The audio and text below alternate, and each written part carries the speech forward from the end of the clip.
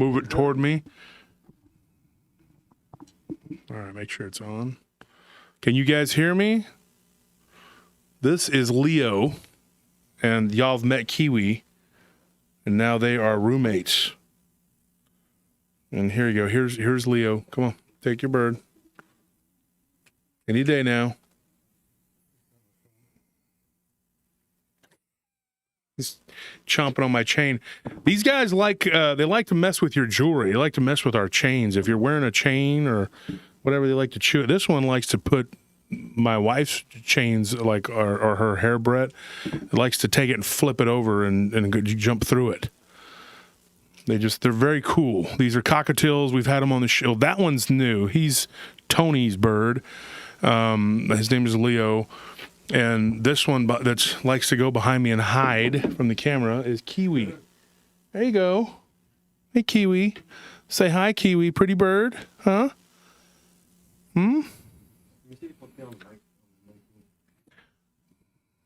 They like to get really rowdy.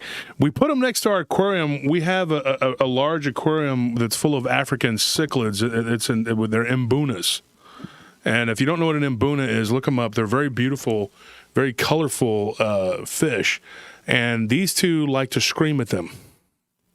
I don't know what they think they're accomplishing by yelling at them, and then when somebody comes up, they will turn and then begin to scream insults at you because now you're you got their attention.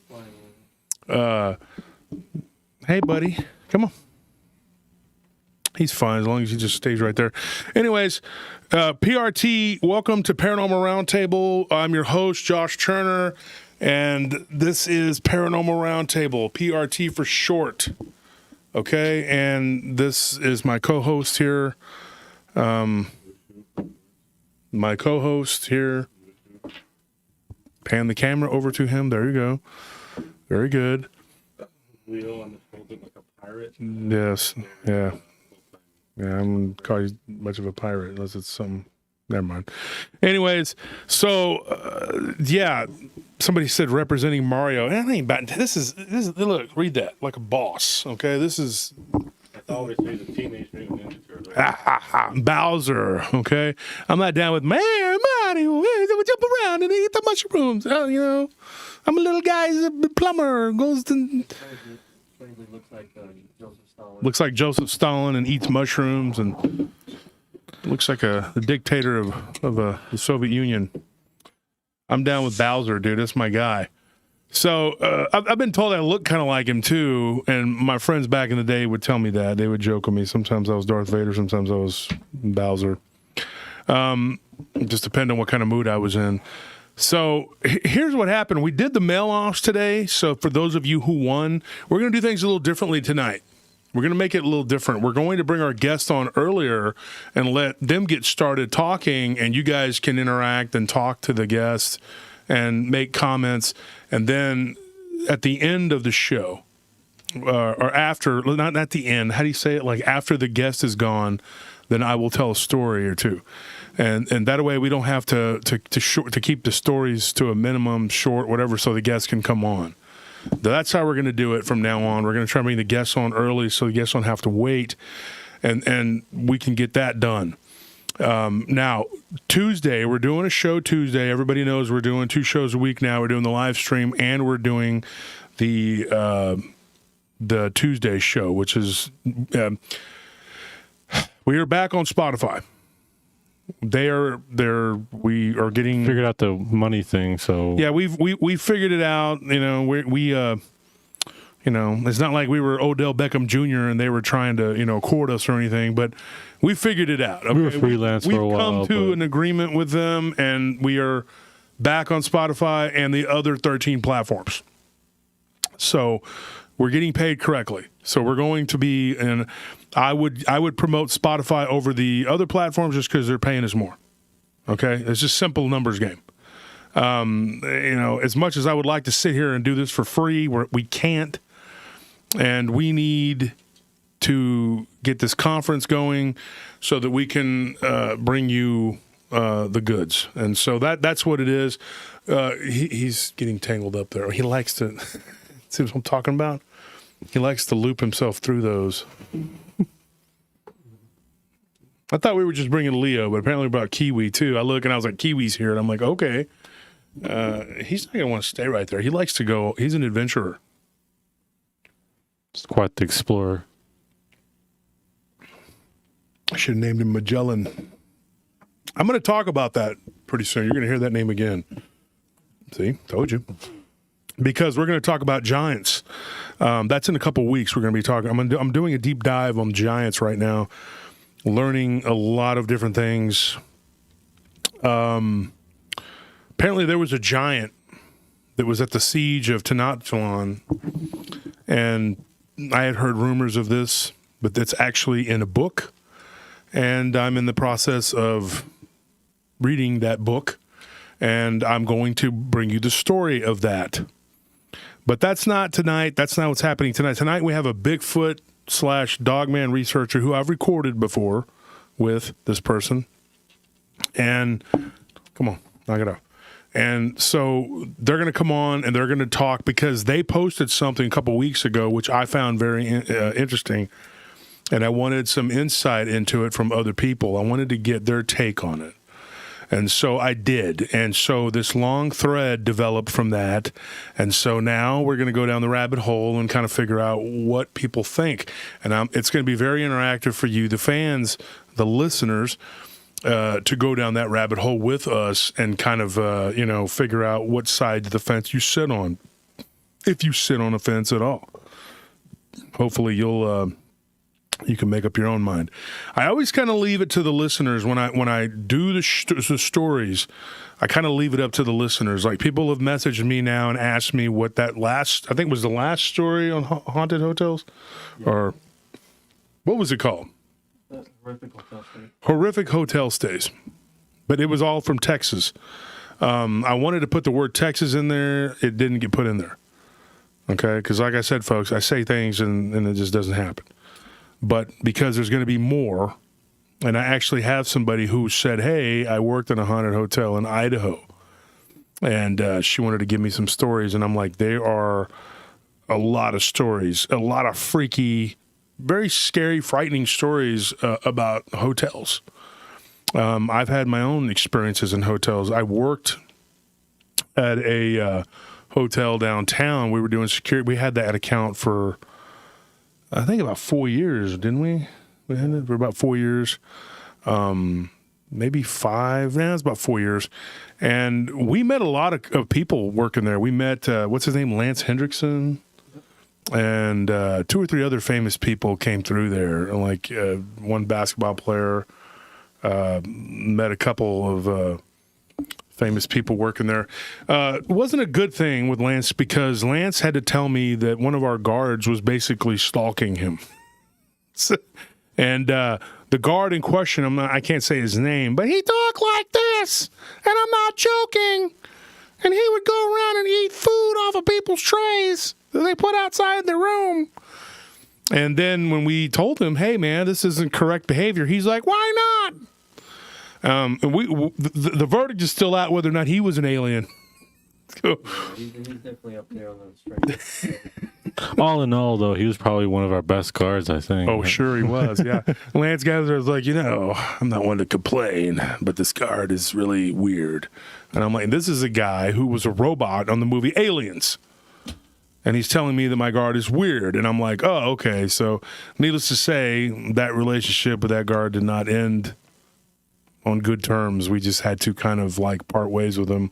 I think the last straw was when he was like panhandling down at the parking garage down off of Red River.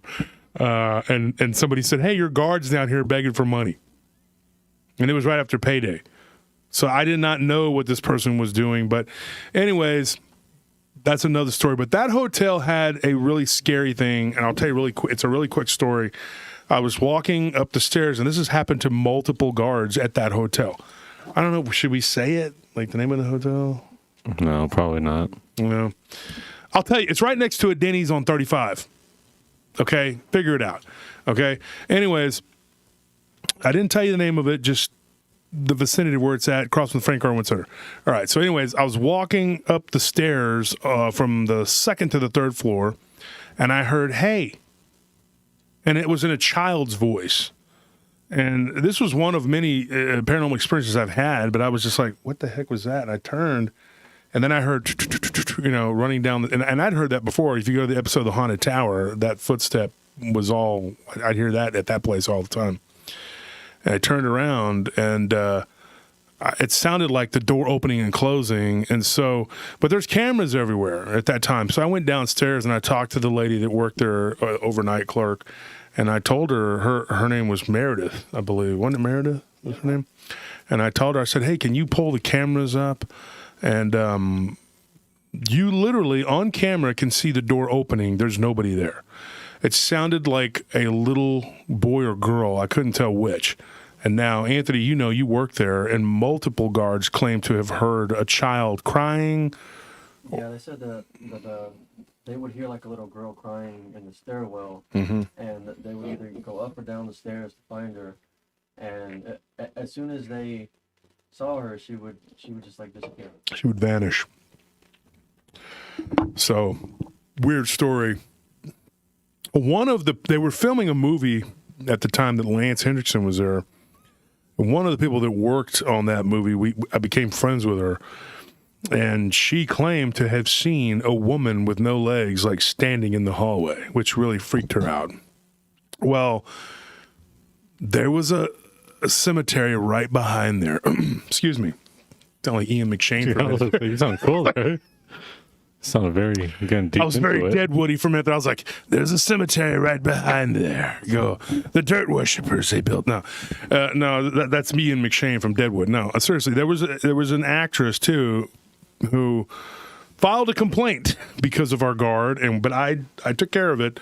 So I don't want to say her name, and she's not really that well known anyway. But she was very upset, and one of her friends that was standing was like an assistant, claimed to have seen a woman with no legs in the hallway. Well, right behind there was a cemetery, and at one time, it was a very old cemetery. It had all kinds of, like, I think if you go further back in there, are like people from the Civil War buried there. Yeah.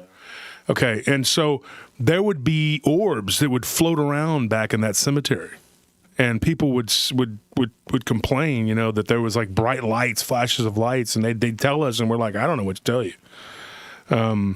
But yeah, it was a very weird place. I want to thank somebody from last week, because when I went back and I watched last week's episode, and I don't always get the chance to watch the episodes in their entirety, but last week I did go back and I watched it with my wife, and there was somebody, Ania, I believe it was like AANA, something like that. You donated $20, I believe, last weekend. And I want to thank you for that, because there was a bunch going on and got lost in the shuffle. We didn't get to thank you on air personally for that donation. Every donation that is given to the show is greatly appreciated, and right now it's all going into trying to get this conference taken care of. The conference is going to be September 1st, 2nd, and 3rd.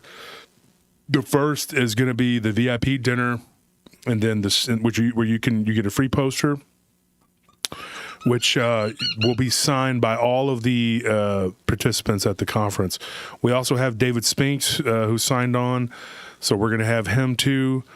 I was working on Carter Bashart. I don't know if he's going to do it. He said that all of a sudden he just kind of said, "I'm just going to chill that week." I don't know if he, I don't know if he got upset or what. I don't know. And Steve Stockton is not 100% out yet. We don't know yet. So those two, we're not sure, but it looks like everyone else is going to be in attendance. So everybody that's on the poster, and then a few more that aren't. We did sign Chad Lewis up, and we got Ron Moorhead, Sibylla Irwin, and Adam Davies. They'll be the newbies for this one. But the thing is, those are heavy hitters, and we already had a Murderers Row lineup, I'm telling you. So when you got David Weatherly, Barton Nunley, Ken Gerhard, Lyle Blackburn, Nick Redfern, I mean, you already have those guys, Ron Murphy, dude, D.A. Roberts. I mean, everybody from last year's conference put on a heck of a show. There wasn't one speaker that went up there and bored anybody. I mean, like, it was amazing. There was this one guy who went up there, and he kind of babbled and was like, kind of, I don't know. He made me uncomfortable. I'm not going to talk and say Ken is a great guy. I don't appreciate you. Well, yeah, it was Ken. He was the only one that just kind of was like, he put me off. He's a very off-putting individual. I don't know what it is about him. Like, he'll call me up and just ramble on for hours. I don't know what his deal is, but, I like Ken. I don't know why. He's all right. And it wasn't Ken, it was me. I'm the one that got up there and was like, hey, what's up, everybody? I thought you did really great. No. I got up there and I talked and I said a few things. I don't need to talk a bunch because I'm on here talking a bunch. Yeah, right? but I mean, you did really good emceeing. You think you had a really good time. You think so? I thought so. Well, if your opinion was what mattered, then that's what's good, but it doesn't. Well, as an expert in everything. Yeah, but not everybody recognizes your expertise. Not like me. That's their own fault. You talk good about me, I know you're being an expert. Isn't that right? So, anyways, we have, like I said, a lot of people who are going to be talking and speaking, and it's going to be two days, Saturday and Sunday. Friday's the VIP dinner. And also, we have a $30 tier now, which a lot of you have jumped to, you've moved to. And so what we'll do with that is we will give you, if you move from the $20 tier to the $30 tier, just let us know, hey, I'm now on $30 tier. After a month of being on $30 tier, we're willing to send you another autographed book because that's the extra. What we decided was most of you get one autographed book on a giveaway, and that's what you get, But we talked about it, and we're willing to give you 2 autographed books from 2 different authors, unless you want, and you can specify the author. If you go to the $30 tier, okay, at least one of the books that you get, you have the option. You can tell us who you want to have. Now, a lot of people will say, hey, I want a Ken Gerhard. Well, nobody's actually said that, but everybody's always like, hey, I want Barton Unley. I want Barton Unley, Barton Unley. And a lot of people say that, and I always tell them, no, I'm hoarding these. Okay? No, I don't. So you get Lyle instead. Yeah, you can be happy with it. Get who you get. That's who you get. You get Ryan Edwards. Shit. But actually, I just got a few books from Ryan Edwards, and tonight, that's who we're going to give away is Ryan Edwards. If you haven't read Ryan Edwards' book, it's actually really good. And he's an up-and-coming author. He's working on his 2nd book. I told him to hurry up and get on it so he can have it ready for the conference. But he's going to be at the conference, too, as a vendor. But I told him if he wanted to, he could be on the panel. So we will have a panel of speakers that will also be speaking. So tonight's giveaway will be that. If you do the swag bag, it's always different, okay? You're liable to get, thank you, Corley, for that donation. What does it say? It says, do you know why werewolves are better than vampires? Because werewolves don't have a problem with steaks. Okay. So thank you for that donation. We appreciate that here at PRT. Now, here's the thing. If you get the $30 tier, not only do you get the extra book, okay, but whatever the promotional item is that we have on hand at that time, you're going to get that too.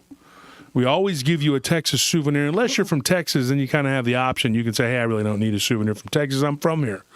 But that is what we're going to do. We're going to give you an extra book. And it's going to be not just any extra book. It's going to be from your choice.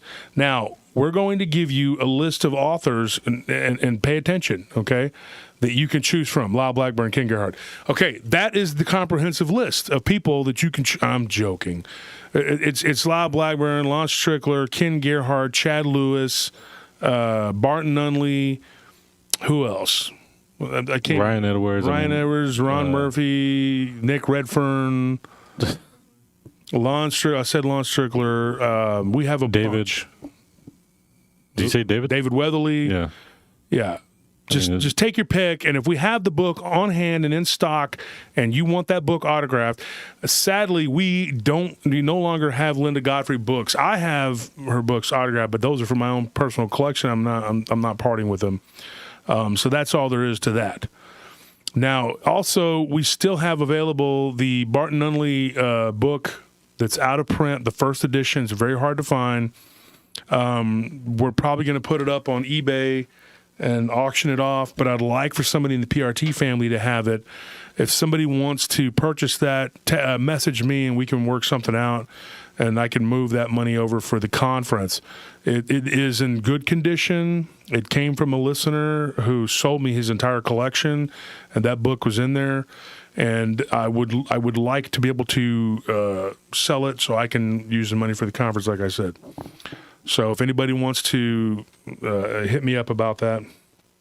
The other thing is, if you go to the conference and you are a Patreon member and you purchase a VIP ticket, you will get a free gift from us. All you have to do is show, look, I'm a Patreon member and and I bought a VIP ticket, and you will get. Now, if by chance all of the VIP tickets are sold out, we've sold about about a quarter of the VIP tickets, right? Are sold pretty much right at a quarter of them, I think, which was pretty quick. I mean, we sold like pretty quick. But if they're all sold out, don't worry about it. Just buy a regular ticket, okay? And I'll see you on Saturday, and you come up to me and you tell me, hey, I'm a Patreon member. I'm talking $10 and up tier. $10 and up. You don't have to be a $30 tier, whatever. Okay?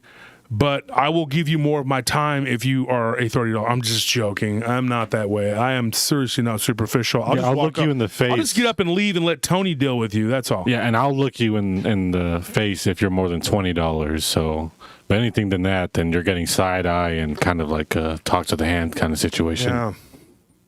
And when you look over at me, I'll be doing this. I'm like, what? Are you still talking? God, I'm getting lightheaded. Oh, man. Anyway.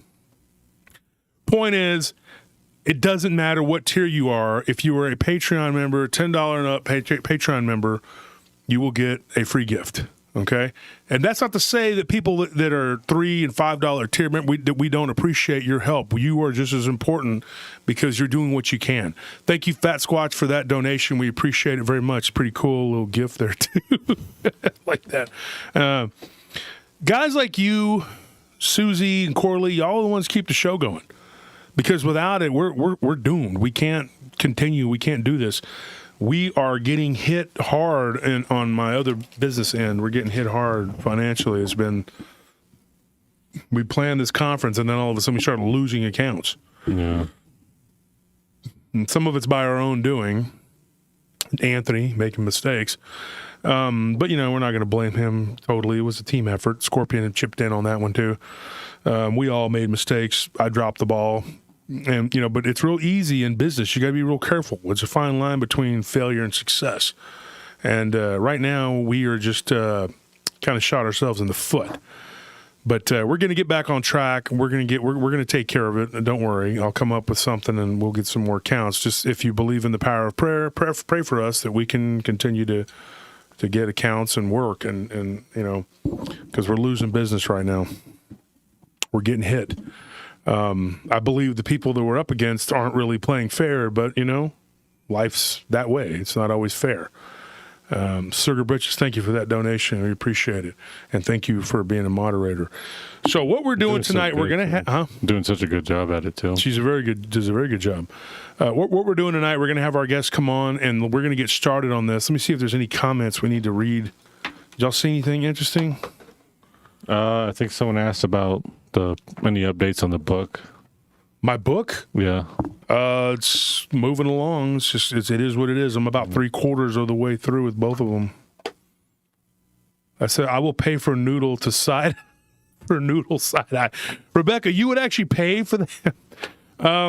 I believe the tickets are up there at the top. Paranormal Roundtable says get your. I guess that's conference tickets. It's a pinned message and stuff, and the Eventbrite page where you can order your tickets. Yeah.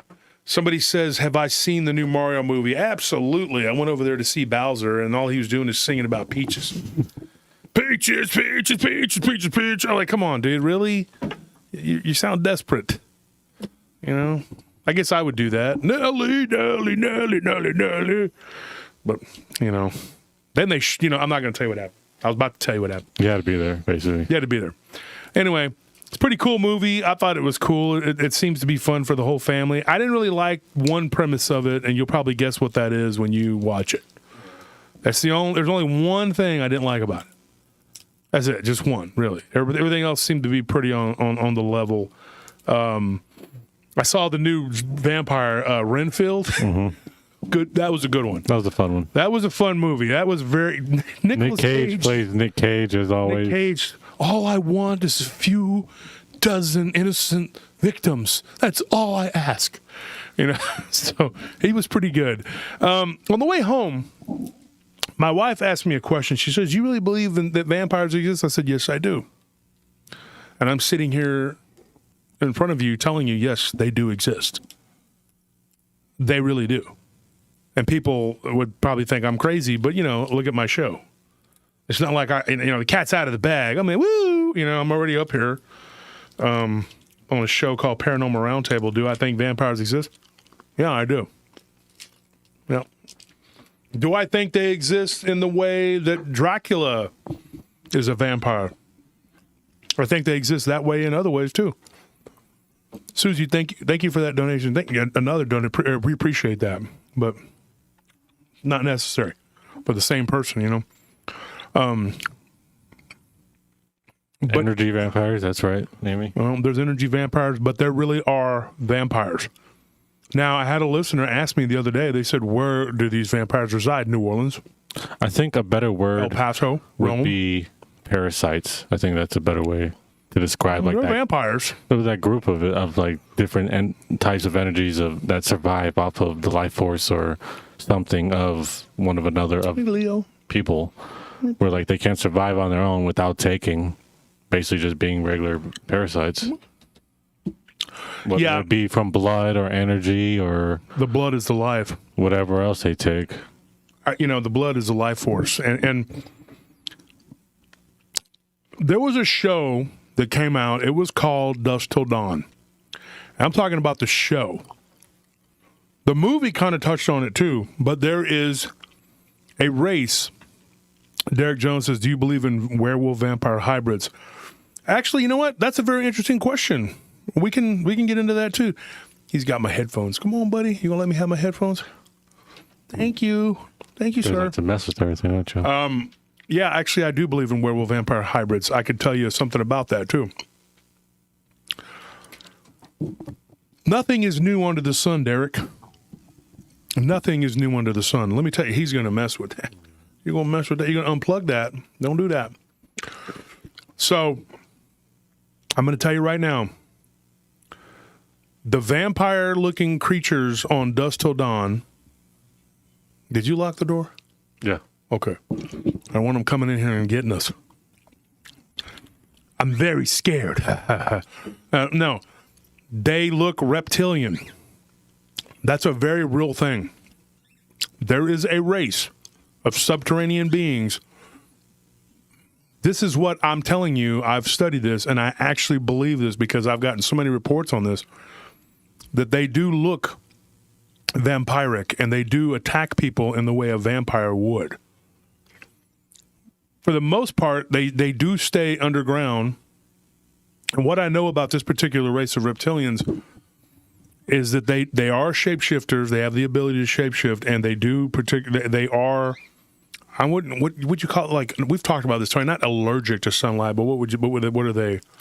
Sensitive. Yeah, I would say like, I don't know. It's just it affects them in a way that where like you might not think to where like they light on fire. I think like they would see in movies, but I'm sure it's not comfortable, and it acts like a, it's like if something was just constantly itching. I think that's what I would imagine.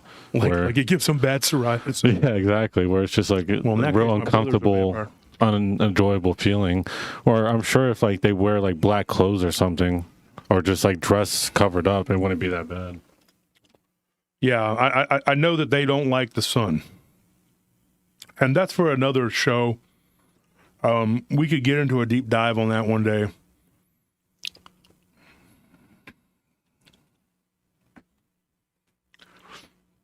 Okay, so anyways, that will happen. We will talk about that. Now, in my book, I do go into a little bit of different weird stuff,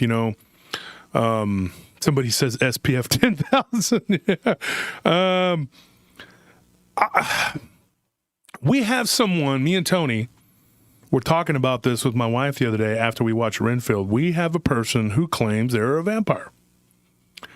Not a reptilian vampire, but an actual vampire. And they want to come on the show and have me interview them. And I made the joke, I'm like, interview with the vampire. Right, Tony? Yeah. And I was like, should we do it? It'd be a great, tagline for. But I could tell anybody. I could be like, hey, I'm a zombie, and I eat brains, and and I could go on someone's show and say who knows what. Pan the camera over to him. There you go. So you just said that. I was gonna say he was doing something cool. But yeah, that doesn't mean that you're a vampire or you're a zombie. You know what I mean? That just means that you could be a weirdo.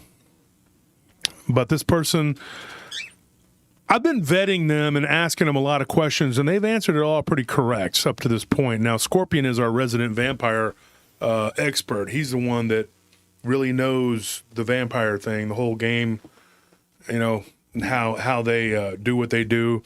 He knows all the different types. There's different types that come from Mexico, and like he's done deep dives. Like that's kind of his interest. It's that and numerology are his thing. That's what he does. And if you have any questions about that kind of stuff, you got to ask him. But I do know quite a bit, and I can tell you right now, they do exist. Just like zombies exist. And not necessarily the way that you think they do. I do think that a lot of people in Hollywood are vampires. And I could go on and talk about that, but that's not what we're going to do tonight. But we will. We will talk about vampires eventually. We're going to maybe we'll do another episode on them. We have some stories. Those stories in particular, it's not like people are giving me stories and going, I got a vampire story for you. However, the LBL, and Anthony, just off the cuff, what is the LBL known for? What is the LBL known for? Dogman. Dogman. What's the LBL known for besides Dogman? Is it vampires? Oh my God, this guy's retarded. So. I didn't think it was. Excuse me, mentally challenged, whatever the appropriate word is. I figure out how this applies. Bigfoot. Oh, good God, y'all. I'm trying to figure out how this applies to what we're talking about. I am surrounded by incompetence, okay? I feel like Bowser, okay? I do, because these Koopas over here just whatever. Look, the LBL is known for Bigfoot and Dogman. And what happens? We get a vampire story out of there. Somebody mentioned, I believe, on one of these live streams, I think it was on one of these live streams, and they said that my father saw a vampire in the LBL. And then somebody hit me up, and it wasn't the same person. And they said, hey, I saw somebody talking about a vampire in the LBL, and they wanted to tell me that their grandfather had an encounter with a vampire in the LBL. I said, well, tell me this encounter, and she did. And it was pretty crazy. It wasn't like super, like intense, whatever, but it was pretty trippy. Now, that being said, there was another one, and this one came out of Smoky Mountain National Park. These people were camping, and they came across what they thought was I don't know what you call it, a pack. There were like 2 or 3 of them. Two for sure, maybe 3 vampiric type creatures. Now, like I said, most of the time we get reports, people aren't saying, hey, I saw a zombie, I saw a vampire. Once we get on the show and we start talking about this stuff, then people start telling me, hey, I saw something like that, I must have saw a vampire. But a lot of people have accused me of like leading the witnesses by doing a show about it and labeling what they saw as a vampire. I will admit that. Not leading the witness, because I don't do that. Tony and Anthony can attest, I don't do that. Okay. You try your hardest to make sure that you don't lead them anywhere and take the story where it comes from. But one thing I will say is that in doing that, what's funny is that you find a lot of just similarities between stories, and then you can kind of just figure out like, oh, what this might be in your own mind. But you've talked to me before that how sometimes you've had a hard time. Sometimes you've had a hard time like not leading them on because you see so many similarities and you're like, oh my gosh, like it just hits you in the face instantly, basically. Mm-hmm. Vampire Hunter D. I remember that show. That was a good show, Miguel. When I was young, if you would have asked me, I wouldn't have believed in none of this. even after I saw the Dogman, that would have been it. That's all I believed in. I figured other stuff might be real, and if I saw it, I would believe in it, but I didn't really have time for it. I couldn't live my life being, oh, I got to be careful. La Chusa's going to get me. Vampires are going to get me. I just knew that they probably existed, and that's all there is to it. Where's that steak at? That wooden... Let me go check on that. Go grab it. I'll show you. This has been in my family for like generations. My grandfather claimed that his grandfather gave it to him. I don't know where it came from. Honest truth, I don't know.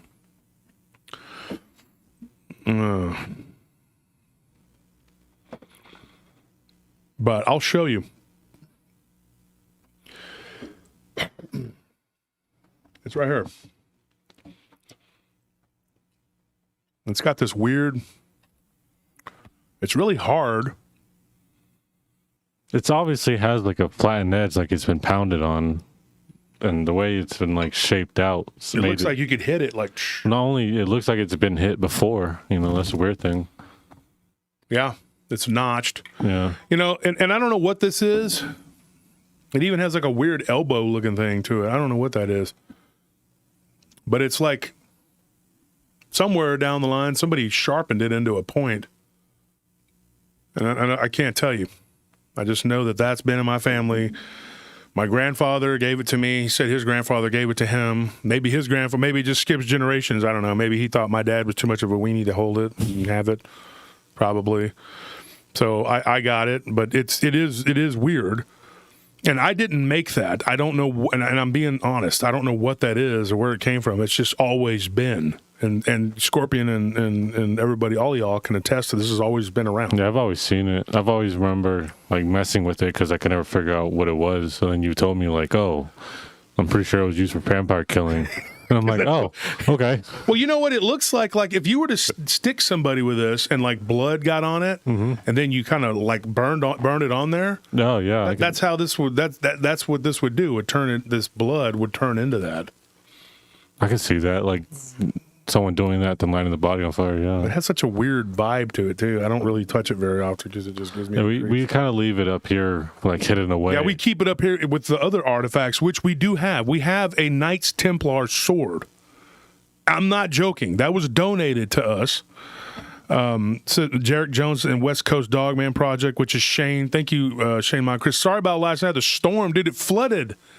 It flooded it between here and my house. I couldn't even get to the studio even if I wanted to. So thank you for being understanding. I didn't get to go on the show last night. Derek Jones says, Mr. Wolf, love your stories and encounters. Can't make this stuff up. No. Fact is stranger than fiction. It is. What's crazy, though, is that this artifact, I had a guy who was a psychic who was a really good friend of my brother's, and he's dead, unfortunately. He died in his sleep, and they never did figure out how. Like, he just peacefully died. Like, his heart just stopped, which I guess if you're going to die, I don't know, in your sleep with your heart, I don't know, is that the best way? I don't know. Depends on But his name was Stefan, and he was a very energetic, go-getter kind of guy. He was always really friendly. He used to come to the club. And he tried to buy that thing for me for about $1,000. And that was back in the late 90s.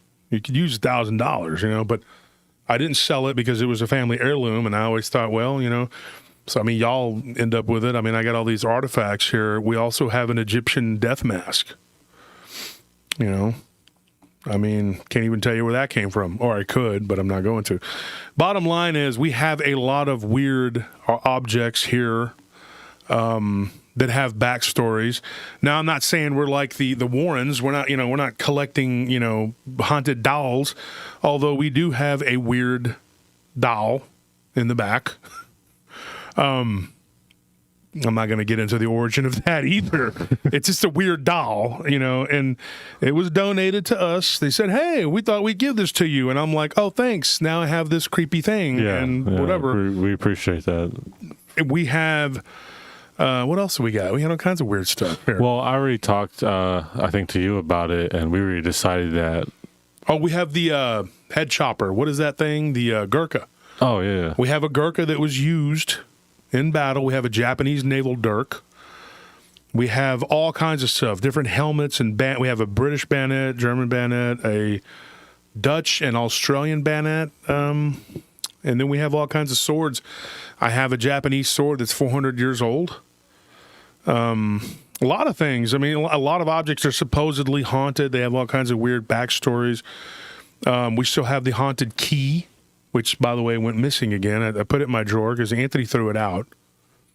And then we found it the first time. Yeah, and so now it's missing again. My wife's very uncomfortable. She doesn't like that. We did have a haunted armoire, which we broke down and got rid of. You can inherit the key, by the way, Anthony. I think that sounds like a plan to me. If I had to, but the key didn't unlock the stake. Sean. The key worked in tandem with a statue we had, which was a what do you call it? A little gargoyle statue, whatever. And that thing really did. It looked like a gargoyle, kind of like our dog, Baby. So, anyways, that's what's going on with that. We have a lot of weird objects, a lot of weird stuff. Yeah. Some of the stuff was donated. Some of it I purchased over the years. I have been to a lot of different places. Funny because I've been to several different continents, but never been to the Northeast of the United States, which I say I might go one day, but I really have no reason to. So I might just go just so I can say I've been. I've never been there. Farthest I've been is Pennsylvania up there. And for the most part, though, I think all the stuff that you have, besides the key, I think like the key is really the only thing that's really weird out of everything, even all the artifacts that you do. You don't think a steak like that's weird? Well, I mean, like there's nothing like there's nothing like weird that it does. Like it just kind of sits there, and it's just a weird looking steak. Like, that's the history behind it. It's not a teleporting key which follows you, well, through that little house to cedar house. box is weird too. I also have a currency from like 30 different countries. I have like $8 zillion from Zimbabwe. Oh, that's and like a bunch of other African countries. That's not. Oh, is that the one where it's like two rocks? On top of each other? Yeah, it's whatever. It's not really worth anything. It's worth have money from everywhere. I accumulated it. I was like, oh, I'm gonna keep this, and just put it in my pocket. But anyway, that being said, here we're gonna bring the guest on, and then after that, I'm gonna tell you a story. It's pretty creepy. It's hopefully gonna whet your appetite for what's coming on Tuesday.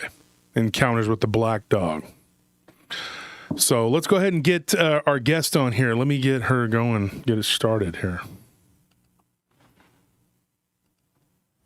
Talking about all these artifacts.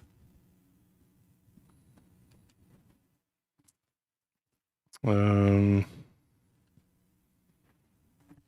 it is.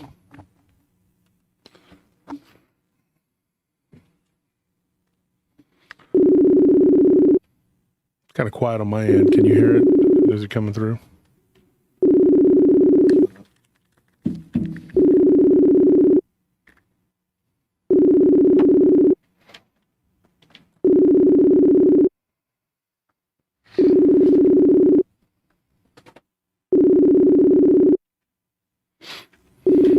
Okay.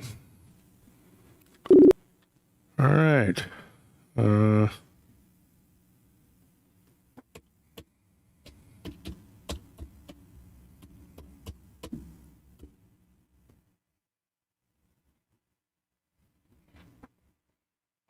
Feather got on the keyboard here.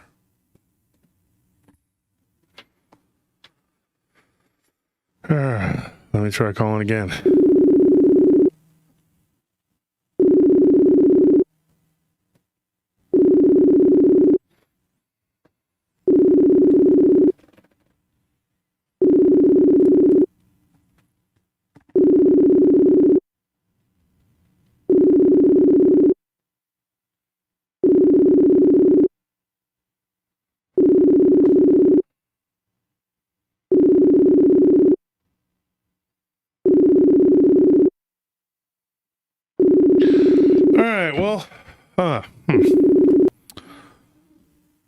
Folks, it happens. Sometimes people don't answer. Well, you know what? That's fine. We can do the show without the guest. Maybe they'll. Maybe they'll. Them later. We'll get a hold of them later. Yeah. So what do we do in the meantime? What do we do? Oh my I think god. we just end the show now. I don't think. Yeah, good night, folks. We had a great time. No, that's not what's going to happen. Here, let me get cracking here. We'll just have to do some stories. We'll have to get into some stories here.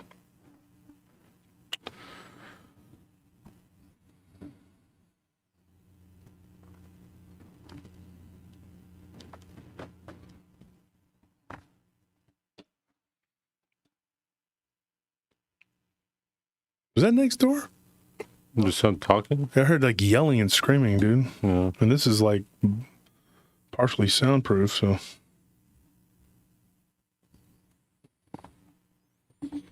Hope we don't have to deal with some crazy stuff, dude. I don't want to deal with that right now.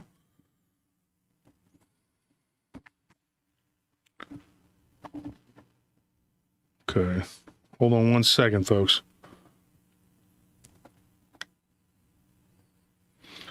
I got so many of these black dog stories, I don't think I can do them all. Okay. All right, so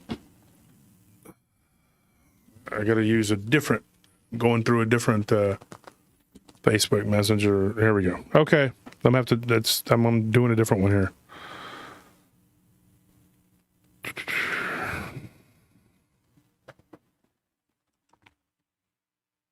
Let me close this one.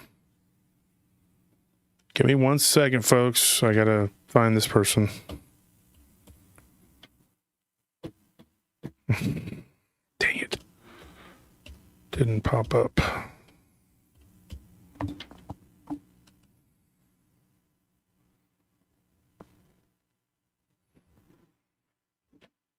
And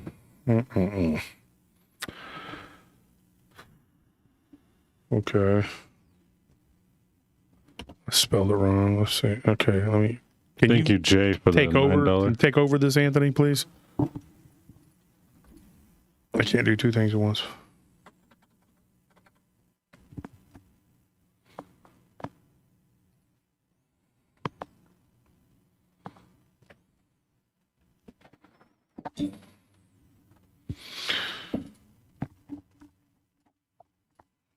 Okay, here we go. Oh, God. Just keyboard. Okay, so it has to be. Let me. No. You're spelling it wrong.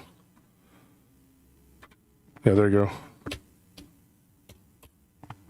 It's not showing up on here. Okay, there it is. All right, there we go. Let's try calling it.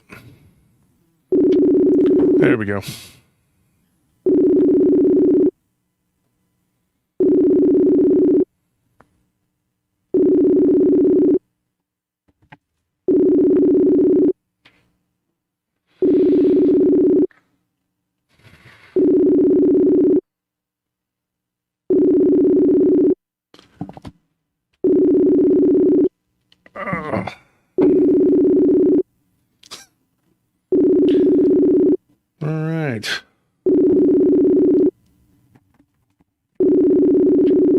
All right. Okay. Well, that's just how do you get off? Close it. Whatever we got to do. All right. So we're just gonna skip that. All right. So, anyways, all right. So we may not have a guest tonight. I'm not able to get through with this person. I don't know what's going on. But anyway. Bottom line, we do have stories coming on about the black dog. That's what we're going to do. And I am thinking about working with someone and partnering up and doing a whole show. Not just a show, but doing a like a screenplay about this, the encounters with the black dog. You can answer on that one. You can't answer on this one. Yeah, but it was going to my phone, not the computer. You have to call through the computer. And now this thing is all. You're calling. That one's not going to work. You're going to have to hang up. This is really hard.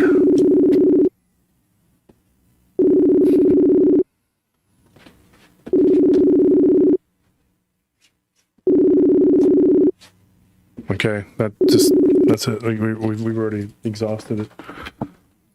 Just send a message saying, "Hey, we have to call you, and you have to answer." That's all we can do. That's the only. Okay, here we go. Hello? Hello, can you hear me? Yeah, I can hear you. Okay, now we got through. It was Sorry about that. yeah, that was a big thing there. I was having to switch directions here. I didn't think we were going to be Sorry able to. about that. That was, yeah, it's been a long week, and I was upstairs waiting for you to call where it's nice and quiet, and then I had to run downstairs and get my laptop, so I apologize. That was my fault. Okay, that's fine, but all's well that ends well, so let's make it end well. Okay.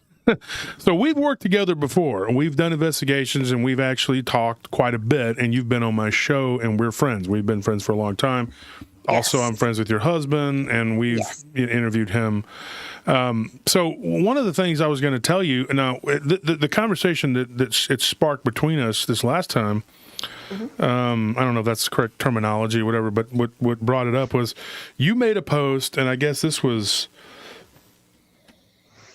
3 weeks ago, maybe, something like that. Yeah. And you say, "Good morning. I have been thinking about the theory." This is in your group. About the theory that these creatures are metaphysical. I hold more to what's concrete. What my five senses tell me, it is hard to swallow when you have touched one of these creatures and it felt like a living being.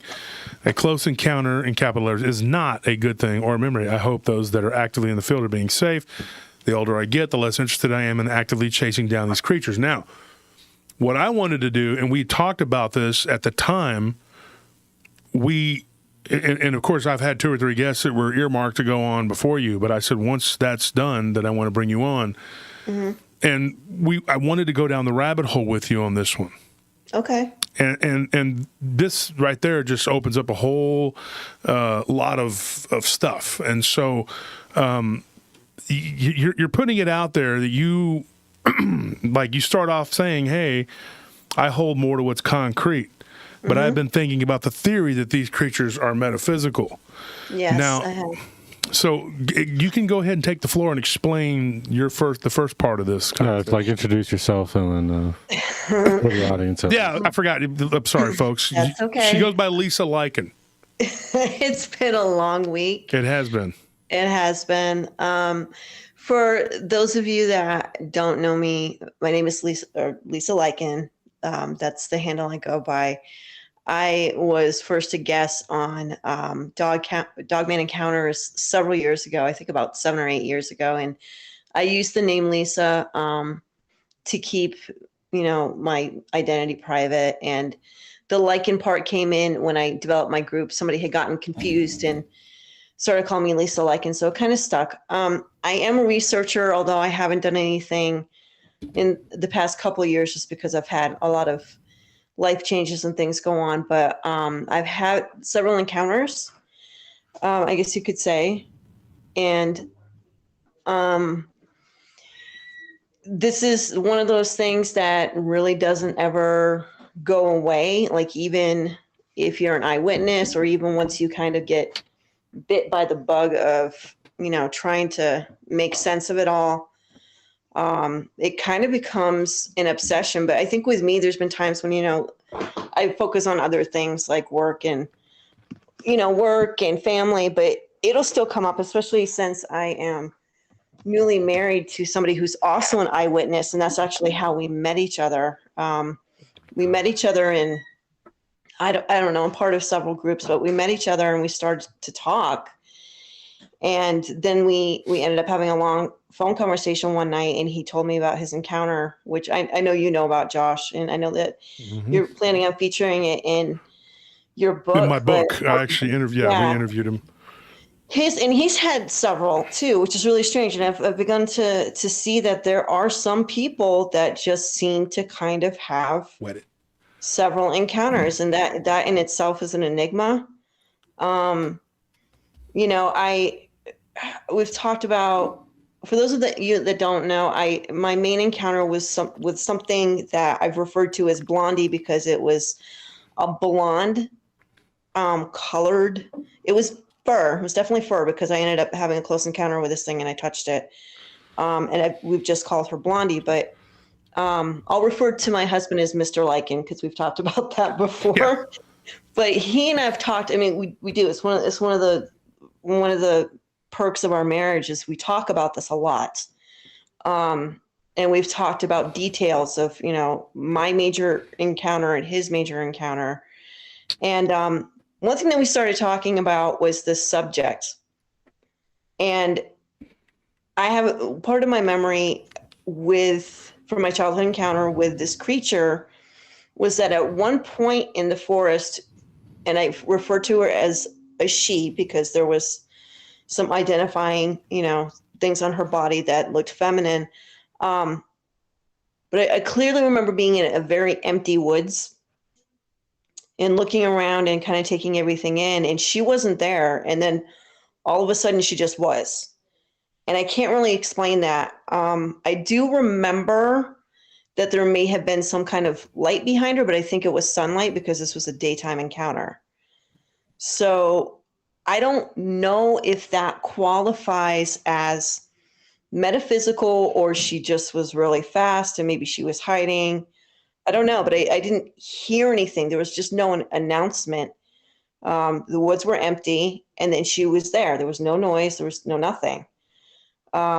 And it was just a matter of me looking in a different direction. And then when I turned my head back, she was standing there in front of me.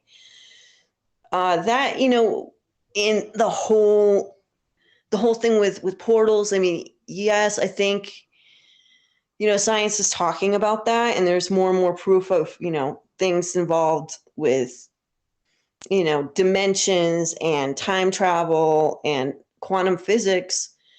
And of course, there's just really no concrete way to know what these things are. And I know that there's a lot of witnesses that have talked about portholes opening up and then these creatures coming through. And that seems to be coming out more and more. It's not something that I haven't seen, but just because I haven't seen it doesn't mean, like I was watching a little bit earlier, waiting for my cue, which I obviously missed. But you had talked about the LBL, which I have been to during the day, and even just during the day, it's absolutely, it's got some of the strangest vibes I've ever experienced. But you were talking a little bit about, the metaphysical, and I heard some of what you had said. And you talked about how even when you started to get involved with this and you had your own encounters, you were of the mind of, okay, well, I know this exists, maybe other things exist. And I think that that's probably really true. Just because we don't see it doesn't necessarily mean that it's not real. So, and I have had a hard time with the whole, what some people call the woo part of all of this, but I've just had some downright really weird experiences concerning this that aren't really explainable. And yet, like I said, and I know you know the story, Josh, and I'm sure you could probably guide people back to the previous episode when I came on with you and I told you about my encounter. I mean, I had physical contact with this thing. And one of my good friends who is married to a nurse, I had dinner with him one night, and this guy thinks that he may or may not be an abductee, and really, really smart guy. But we talked about some of the physical sensations I had when I was pretty much pinned next to this creature because she had her arm around me and we were laying on the ground. And I had this sensation after a while of the left side of my body going numb. So his wife, who is a nurse, estimated that might have been somewhere between 45 and 60 minutes of me having physical contact with this thing. So for me, it's already hard enough, to grasp, okay, I saw something that's not supposed to exist. I touched something that wasn't supposed to exist and it touched me back. Not to sound, funny or anything, but when you talk about the whole metaphysical part, it's like, okay, so how would something like that be able to manifest itself into something physical and be in our realm? Let me interject here. Let's back up for a minute. So first of all, I've met your husband, and he had a very interesting encounter, and it's going to be in my book, and I think some of your stuff will be too. We're supposed to be interviewing you, right? The thing is, I've eaten dinner with him, like, face to face, and he told me his encounter, and he looked me right in my eye and told me every bit of it. Oh yeah. Me and Anthony and Nellie, and I think Tony, you were there. We were all there, and we met with him, and it was really cool to meet him. Finally, I'd known him for years, and on Facebook, and he told me his encounter. And the thing that really sticks in my mind is that when you take his encounter, it seems like a very flesh and blood thing. Oh yeah. Yeah. When you take my encounter, it seems like a very flesh and blood thing. But in December of 2019, which I've said this many times, my friend's brother tells us that he saw a black vapor coming out the back of its neck. Now, that kind of threw it in the realm of, I don't know what this is. My friend's mother, till the day she died, says, El Diablo. It said that it's a demon. It was a devil. It was a demon. It was a devil, blah, blah, blah. She also mentioned to his sister, one of his sisters, I believe, had told me this, that she thought that the eyes glowed. And I didn't see that. I don't remember the eyes. I was even telling a sketch artist yesterday for my book, Sibylla Irwin. And I was telling her yesterday, I was like, I don't remember the eyes being anything, amazing, or even the tail. It was just, because when it happens, it's like these, I didn't touch it like you did. Right. I didn't want to touch this. I was like not in the business of I just wanted to get the heck away from this thing. Right. And it manipulated the fence. Now, one of the things, and I don't know if I've ever even talked about this, but I did tell Sibylla this yesterday when I explained to her about the toe kind of wrapping around the fence. And it's something that wasn't asked of me in the interview on DER, because the person that does that show, and that's his business, whatever, he doesn't really do a lot of asking of questions. He doesn't really do a lot of interviewing, really. It's kind of like he just lets people get on there and talk, and he says very little. So it really never came up. But I've done subsequent interviews, multiple interviews, and it's never really been asked of me from any of these people either about the toe or the foot.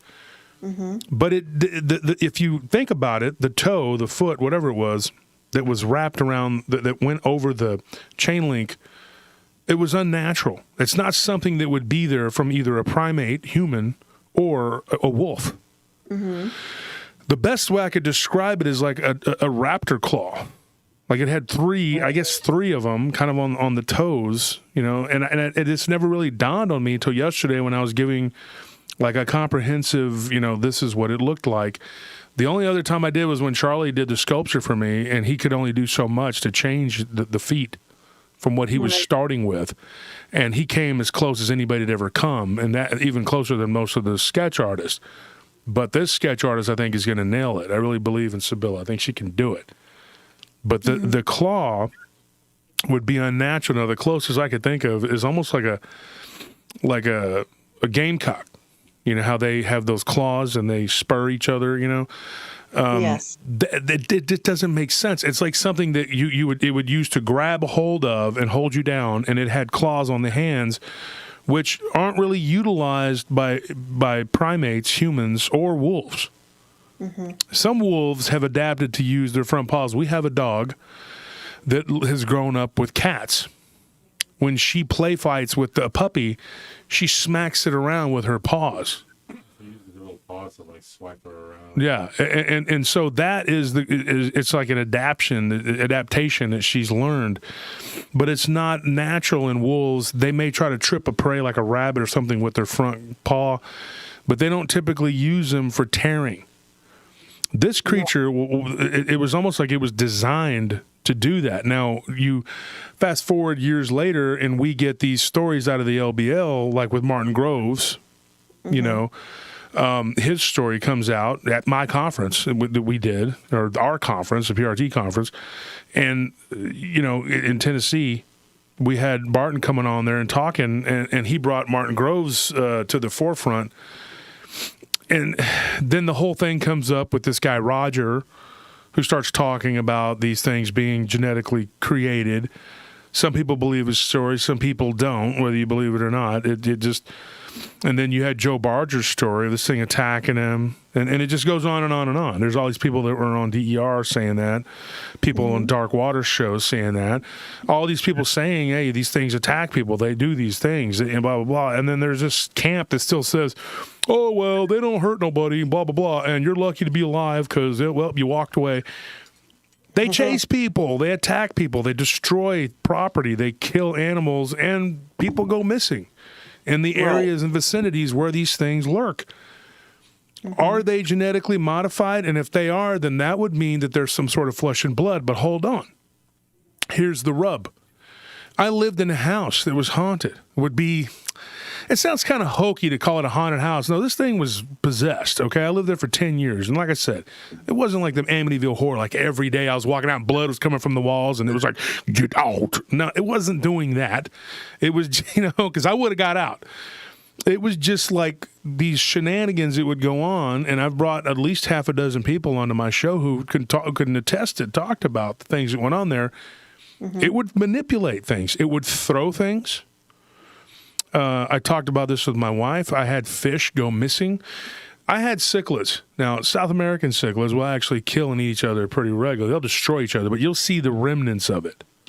Now, I'm talking like two fish this big, 2-3 inches, and then the other ones are maybe about the same size, whatever, and a couple of them just go missing. One day they're there, the next day they're not. They're gone. Wow. Then one day I come home and they're all dead. 14 fish, all dead. And then one day the water got extremely cold. Another day the water got extremely hot, and we all witnessed them die. This is the kind of stuff that would go on. My dog was fighting with invisible entity, and it was pulling the blanket. I mean, I witnessed this with two people. There was something that would move in and out of the mirror, and I got smacked. And an ex-girlfriend of mine got pulled out of the bed, literally. Wow. So these things were doing physical things, like they were tearing up and destroying and breaking things. And it was to the point where, if something was broken, you couldn't say, hey, a person did this, because you don't know that a person did that, because these things would break stuff. I remember one time I had a day job temporarily. I was working at this plant, and I had to get up early. Me and my brother were working there because we wanted to we didn't want to work at the club. We were really burned out. He got a job at this plant, and so it was like cleaning semiconductors or whatever. So I said, okay. So I started working with him, and it was like, I didn't have that job very long. I couldn't do it. It was a day job, and it just wasn't my thing. But I remember trying to go to sleep one night, and I just remember something lifting the couch up part way and dumping me onto the floor. Because I had left my bedroom because something kept grabbing my feet. And so I was just really sick of it. I was just sick and tired of it. And so I just remember finally going to sleep and then feeling like a hand go over my face. This is the kind of stuff that went on like in spurts, but when it happened, it would like go on, and then it would stop. But it would definitely manipulate things. It would physically manipulate things.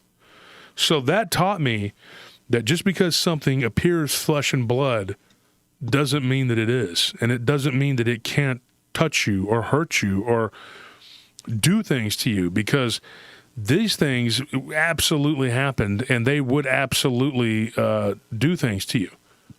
Right. So I feel like, if this thing is appearing as flesh and blood, that doesn't mean that it is.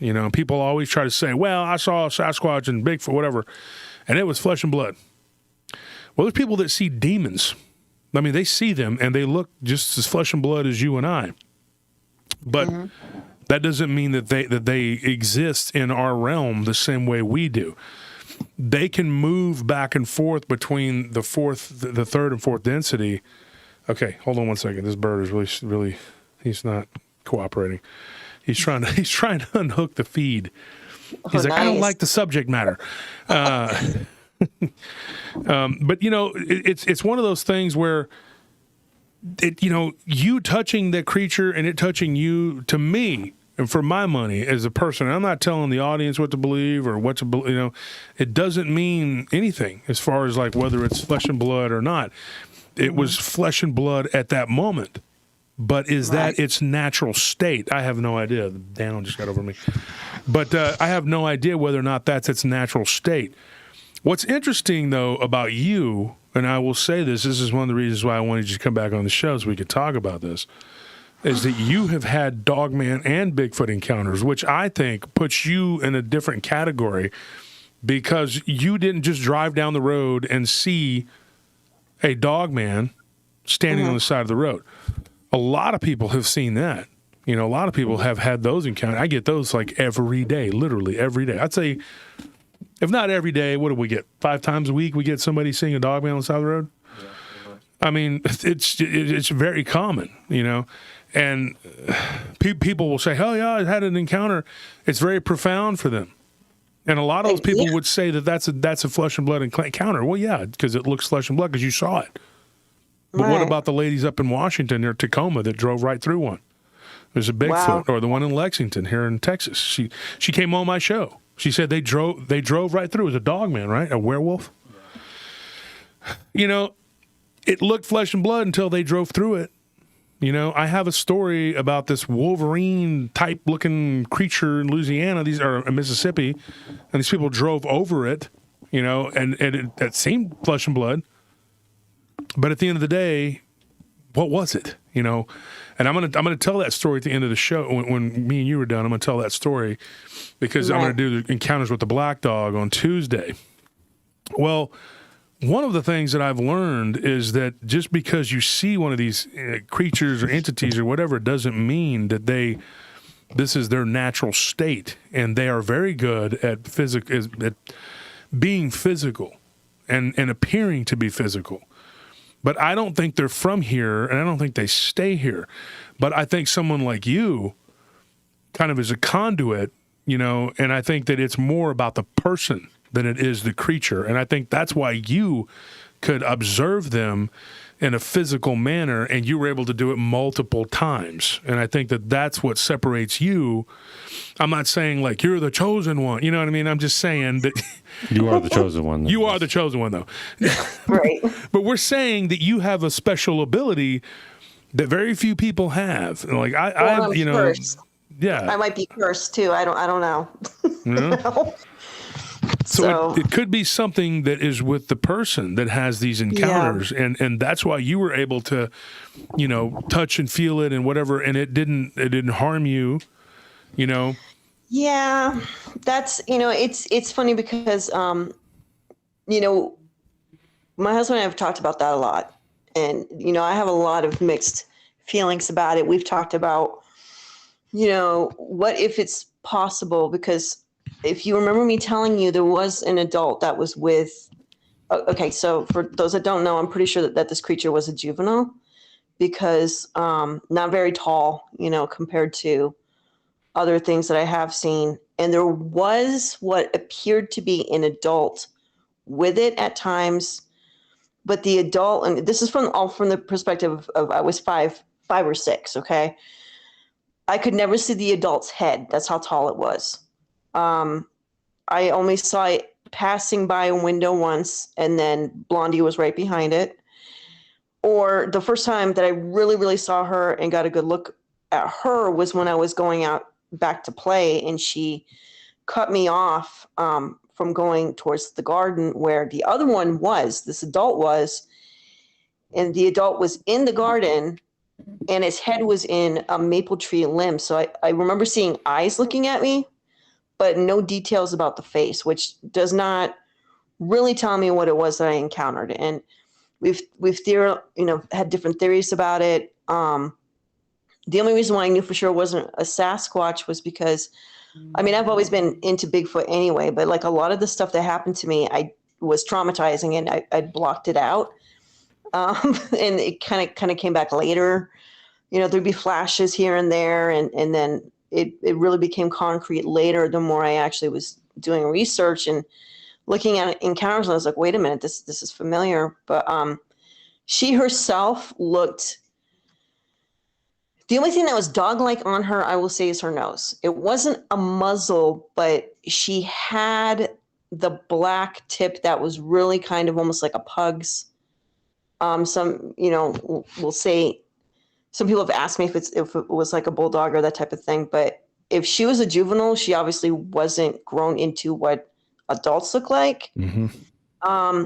And I've really thought a lot about the possibility of a gugly, even though I don't know a whole lot about them. But we talked about, my husband and I talked about the possibility of, since there was an adult, but the adult kind of kept this distance and she was close, what if the adult was trying to teach her how to hunt? And I think that could be a possibility, that maybe I was viewed as, oh, hey, there's a kid. Okay, now go ahead and try to, get your first human. I mean, we don't know. We've talked about that. We've talked about the whole encounter, where she ended up grabbing me and which was absolutely traumatizing, and whether or not it was her just playing. I mean, it kind of seemed like that. And in a way, I mean, at that point, she wasn't showing any teeth. She wasn't doing anything. She was just kind of babbling, like she was trying to just talk. But looking back on it now, I think it's a real possibility that was the whole idea, was that if she was an apex predator and she was learning how to be an apex predator, I think the only two possibilities were she viewed me as some kind of playmate, recognized that I was also a child or a juvenile, or it was her kind of learning and almost prepping herself for eventually coming into being something else that would probably hunt and kill people. So I don't know. There's just no real way for me to know. One of the things that I think, because it's funny, you and your husband met through your encounters, just like me and my wife. Yes. It's so weird. Her encounter was very much ethereal. It appeared like it was physical, but then it did something that wasn't physical, and it'll be in the book. I'll discuss all of that. Uh-huh. She also had a Bigfoot encounter, maybe two, because one time when we were out at this place, this area called Row Lane, I can talk about it now, but because we're done with that project a long time ago. But prior to that, we had a Dogman story out of that area, not far from there. But we never had, as far as I remember, any Bigfoot stories. She believes she saw a Sasquatch. I believe it too, because I saw something, but I saw it from a different angle, and I saw the back, and I saw it hunched down. I don't really claim it as such, because I didn't see what she saw. But if what she saw is to be believed, which I believe my wife, it had a flat-looking face, and it very much looked like a brownish red, or reddish brown, I guess. It would be more brown than red. Bigfoot creature, and that's what I saw, because I saw all the cattle on the other side by the fence trying to huddle in one area. So I know that wasn't a cow that just decided, whatever was chasing them, I'm just going to go stand over here by myself. That's not what that was. I saw the backside of a creature. I don't know what, and it was squatting down in an unnatural way that just a four-legged animal would not be able to accomplish. It would not be able to do that. And so I really think that I may have caught a glimpse of a Sasquatch. That's as far as it goes when it comes to Bigfoot. Now, I was at a party as a kid. A bunch of people claimed to have seen a Bigfoot. I didn't see it. It's in my one of the early episodes, and it's called Near Misses, or what's it called, Anthony? I don't know what it's called. It's like me being on the fringes of encounters, which didn't happen to me. It was kind of weird though that it happened around me, but it was more ape-like. The kids that saw it claimed that it was ape-like. Now, some of those kids, as we got older and grew into adults, they'd be like, "Remember that time we saw that Bigfoot at the party?" And I was like, "No, because I didn't see it. Y'all saw it, but I didn't see it." It's in the same episode. I was up in Mount Bonnell, and some friends of mine saw a UFO. I didn't see a UFO. The first time I saw a UFO, which I have now seen a UFO, was in 2018, which I hadn't, up until that point, I had never seen one. So it was like a near miss there. Jim Kovacs, thank you for that donation. We appreciate it very much. Going into the conference, we definitely need it.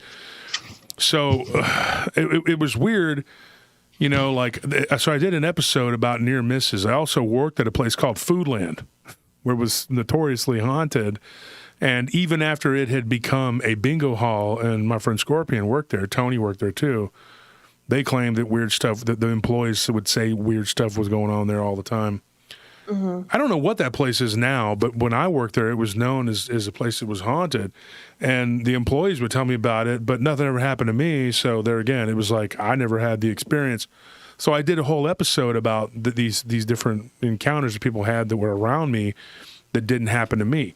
But I was on the fringes of it. And then, but later on in my life, I did have a lot of encounters that did happen to me, and I ended up living in a house that was haunted. I don't discount what people tell me because I've not only been on the fringes of it, I've been in the middle of it, and I've had things happen, and I've seen things happen, a lot of things happen.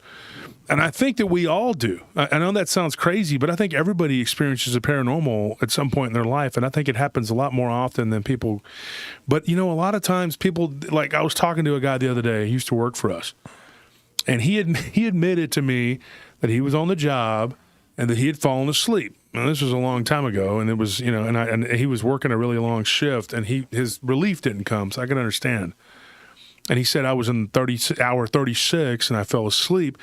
He's now working for a police department. So there you go, guys. There's your tax dollars hard at work. I'm just kidding. But anyway, he told me, he's like, well, I was working, and I ran into him, you know, we started talking. And he said, I fell asleep. He said, and I thought I saw this weird-looking gremlin elf-looking thing outside of my car jumping up and down. And he goes, I opened my eyes real big, and I was like, oh, okay, it must have been a dream. Well, he had always told me he had never had anything happen to me. And the reason that he had never had anything happen to him is because he always thought it was just a dream. But if you people that take DMT, they talk about it. They see these machine elves, and they're like, okay, several people I know have tried this and taken it. I'm not one of them. I've never taken ayahuasca or DMT. And I have a friend who has a place down in Costa Rica where they actually have a retreat, and they do this stuff. And so they're like, yeah, come down here and die of a heart attack. I'm like, no, I'm good. But, you know, they do this, and this is what they describe. And so, you know, and it is something that happened in that in between, you know, awake dream state. Right. But people oftentimes, they discount it. For years, I discounted seeing what I thought were 3 aliens in my room, or I'd call them aliens because that's what they kind of looked like. But they were like grays, but they were blue. And I thought, this is just a dream. But years later, and I'm talking like maybe about a year later, or a year ago, which would have been about 30 years since the encounter, almost 30 years, I talked to my friend and I said, you know, you claimed one time that you were possibly abducted. You had these weird alien creatures in your room. I had that same dream on that same or that same night. I didn't go anywhere that I remember. And he said, dude, I always thought it was like a dream, but I don't think it was. I think it really was something that happened. And you get that a lot of times with abductees. They don't think anything's happened because they think it's a dream. And then later on they realize, I wasn't dreaming. Something really happened. Now, we just did the show. It was called Black-Eyed Kid. I'm sorry, was it? Black-Eyed Kid All Grown Up. And now, we don't know. I mean, we just dropped that. It was not this last Tuesday. It was the one about the horrifying hotels, whatever. This one was the one before. And it was very much like when Trace was telling us this story, you know, he was very adamant that he thought he was dreaming at the first few times that this happened. So what I think happens, a lot of times people rationalize these things. They say, oh, well, I had a dream. One of the stories in my book, I'll give you a teaser, not you, Lisa, but the fans, audience, whatever, you know, because ain't nothing going to shock you. Me and you've had long talks. We already know. Right. But this guy, he works in the aeronautical industry, and he's not at liberty, you know, whatever. He's a good friend of my wife's. They came to visit. And they're sitting there at dinner with us, and he tells me a story of this werewolf that appeared in a window that ended up getting into the house and standing there, not at the foot of his bed, but kind of to the right corner of his bed. And he's like, am I really seeing this? So he had told Nellie and Nellie's sister for years that he had never had any weird encounters, but he didn't count that because he always thought he was dreaming. Mm-hmm. And so I told him, I said, dude, that's not a dream. That's an experience that a lot of people have had. And so he's like, really? And I said, yeah. In fact, the author Nick Redfern gave me a story from my book too, which is very similar, and I'm not going to get into it here. But he told that story on another, I think it was Anomalous Universe or something. But, you know, these are stories when you take them and people just say, well, I didn't think that really happened. I had this one guy, I worked with him for years off and on. He was a really good guy. He didn't work for our company. He kind of bounced around, typical Merc. You know, he would work with us and he'd work somewhere else. He'd come back, work, whatever. He was a good guy, a journeyman, I guess they would call him in the field. And I was working with him one day at a concert, the ACL, the what's it called, the Austin City Limits. And I had asked him before, and I said, "You've never had anything happen, Art? Never, nothing?" And he said, "Man, you know, I always had this weird dream of this weird hag-looking creature crawling on my chest." And I'm like, dude, that's that old hag syndrome. Oh, you know, the everyday Tuesday. Yeah, and he was just talking about it, and me and this other guard were looking at each other, and we're guarding the, what was we guarding, Anthony? The towers or whatever? Yeah, the cell phone towers. The cell phone towers. Yeah, for the ACL. And he told me this story, and I said, dude, you've had the hag, you know, or whatever. And then he began to tell me about his grandmother's weird encounter with a rougarou in Louisiana, which is it's a crazy story. And I might put that one in the book, but I'm thinking about doing an episode just on the rougarou. So I don't know how I'm going to work that out. But he told me this story, and you're sitting there going like, I've known this guy for 10 years. I've worked with him, and he's always said, I never had nothing weird happen to me. Lo and behold, this guy has had some hag crawling around on him for years since he was a kid. Wow. Probably got an attachment, you know. But your story, you know, when you look at your story and what's happened to you, going back to the Dogman and the Bigfoot, whatever, you saw them as flesh and blood, and you didn't question it. So that's what it was. Yeah, you know, and it's really weird because you're talking about how some people would think that something was just a dream. And when I started to have flashbacks about, you know, the earliest encounter, I had pretty much accepted it as, okay, that was a very intense dream that I had, you know, but I would have, you know, like there'd be flashes of her in my mind and my blood would like run cold. And then I would start telling myself that had to have been a dream. But the more, and then I kind of became obsessed with, okay, well, so what was that? And what is interesting is sometimes when you talk about, and I'm sure you've discovered this yourself, when you talk about experiences like that, over the years, you can end up remembering more and more detail. Like even if it's a small detail, like that's the first time I'd ever heard about the foot, about you noticing the foot. And I was going to ask you, but you had gone ahead and talked about the hands of the Dogman that you encountered over the chain link fence. There is a video, and I have a still on Messenger that I'll send you later because I want to know if what you think. I think it was on the YouTube channel. I think it's NVTV, and some of their stuff's cheesy, but some of it's really good. And there is a video right now of a dog, what looks to be a dog man running through the forest. And if you look at this thing's feet, it's so odd. It's almost like you can see it gripping dirt, and then the heel goes down, and then it just springs off. And at one point, whatever it is standing up, and you can see the fingers kind of flex, and it's got those long claws, which I have seen before in other instances. So this is one of this is one of those videos where I think it might be real. And it's just because of the movements of this thing. It's so fluid. And then at the end, it drops down on all fours, and it just looks like a dog running through the woods. It's the strangest thing.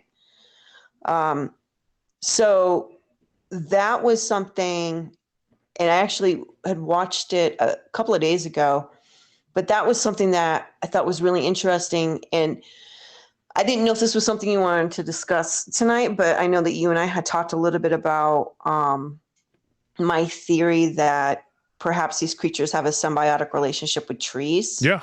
Yeah. Oh, yeah. We got to get into Right. that. And there's a part in this video, I'll have to send you the link just so you can watch it. There's a part in the video where you see the upper half of this creature sticking out from behind a tree, but it's big and you can't see the rest of the body. So it's really, really interesting. But like I said, most videos, I'm the first, and it's just the way that I am. Like I'm the first to kind of be a little bit skeptical until I see certain things, and I'm like, okay, there's no way that can be fake, you know. But it doesn't happen a lot. But with this Dogman video that I saw a couple of days ago, it's one of the first ones, if not the first one that I've seen that I'm convinced it's the real deal. Yeah. There was a video that went around here in Round Rock. It happened in, well, not here, but I live next door to Round Rock, basically. But it went around 2 or 3 years ago. And it looks like this, they called it a Sasquatch, and the way it moved, and it kind of looked primate-ish, but not totally. But I told people that it looked more like a Dogman to me than a Sasquatch, because when they move and they go from all fours to upright, they kind of look like that. Especially some of the ones that I've seen videos of where they have the bigger upper body. They have these shorter kind of looking legs, these hyena looking type. But this almost looked like one of those, but without the hyena look. And nobody could ever prove one way or another that it was real or not. I don't post a lot of videos in my Facebook group. Folks, always remember, if you go to the Facebook group after the show, we will post a link to every show that we do, and you can put a comment on there, and you can enter into a chance to win an autographed book from one of many authors. Same thing with this episode. We'll do this here. But anyway, on that group, I'll let people post pictures. I don't really regulate that. But I don't post pictures that I get personally or tracks, because if I do, I will be absolutely lambasted, because I told Dan Nadrello this last weekend when he was on the show, you know. They'll be like, oh, this is fake. Oh, look at this. This guy's putting his pictures on. Right. And I don't want to hear it. And I don't, you know, and they're not my pictures. You know, who knows? You know, so I don't really mess with that. I'll usually okay a lot of things, unless there's certain things I just can't, you know. But you have to be real careful with what you post on there, because they'll just eat you alive and tell everybody that you're crazy, you know. Right. And so, and you know, you've already been through it all, like me. You know, every time you go on somewhere, they're going to say, oh, yeah, this person thinks I know everything, blah, blah, blah, blah. Right. You know, and I absolutely don't pretend to have the answers at all. I'm still looking for answers just like everybody else, you know, for sure. Well, you came to the right place. We definitely do have the answers here. every one of them. We keep them in a box. Multiverse. So. On top of all the strange stuff that you guys have, Yeah, exactly. like boards and stakes and everything. You saw the steak on her. Yes, I did. Yeah, I mean, we've collected quite a, you know, I was sent a box of medals from a listener back when I was on DER. And they said, you had mentioned that you were into different types of stuff. These medals are haunted. They just send them to me, and they weren't, you know, it was crazy, because they sent them to someone that knew me, that gave them their address, because I wasn't giving them my address. And then that person, who's still a friend of mine, and he's like, would you like me to send you these? And I get them, and they are World War II medals. And I'm like, why do I want haunted medals that are going to, it was just kind of odd. And I was just like, but I still have them. I mean, they're just sitting in a drawer. So he was right. You did want them. Well, I didn't ask for them. And no, I didn't want them, but I'm not going to throw them away. I actually went to a guy who had a store at they call it in Spanish, the pulga. It's a, what do you call it, Anthony? A flea market. So I went to the flea market, and I told this guy, I said, hey, you know, what are these worth? And he goes, oh, these are real. You know, they're worth quite a bit, you know, a few $100 a piece. And he asked me if I wanted to sell them. And I said, well, no, a listener sent them to me. And so when I reached back out to that particular friend, they said that person I have no return address on how to get a hold of this person. She's gone. And so I thought it was kind of odd, but it was the first of many things that I would be sent. And then once I put my P.O. box out there, then people said, and most of the time people send me neat, cool stuff, like for my puppy. One of the listeners, she's a nice person. She sent little toys to play with a puppy and stuff, and just different things like that, and it's usually good stuff, usually nice stuff. Somebody sent me a wood carving the other day. It was Isaac Payne, I believe. Yeah, he sent one, but there was somebody before that. It was a female, and I wanted to thank her, and I can't remember her name because I get so much stuff. But whoever sent that, it was a female. I think Isaac too. Everybody who's we can bring them on. I think next time. I think they look pretty cool. I mean, well, the one that I got, I don't know who made it. Yeah, the first one. It was one, but we have it hanging up. But if you're the one that did that, please give me your address so I can send you something. But I get all kinds of weird stuff. But one of the things I noticed, though, is like objects in particular can be conduits. And when you're talking about trees, I believe, you and I both are in the same camp. I believe trees, not only are they alive, but they're sentient. And I think they communicate with one another. And I do believe that there is a way for Dogman and Sasquatch to hide and camouflage amongst trees. What are your thoughts on that? Well, one of the encounters that I did have in Vermont, where I'm originally from, this happened after I ETS from active duty, and I came home for a few months. So I was about 26. The first time I thought back on this encounter and thought about just kind of how odd it was with the trees.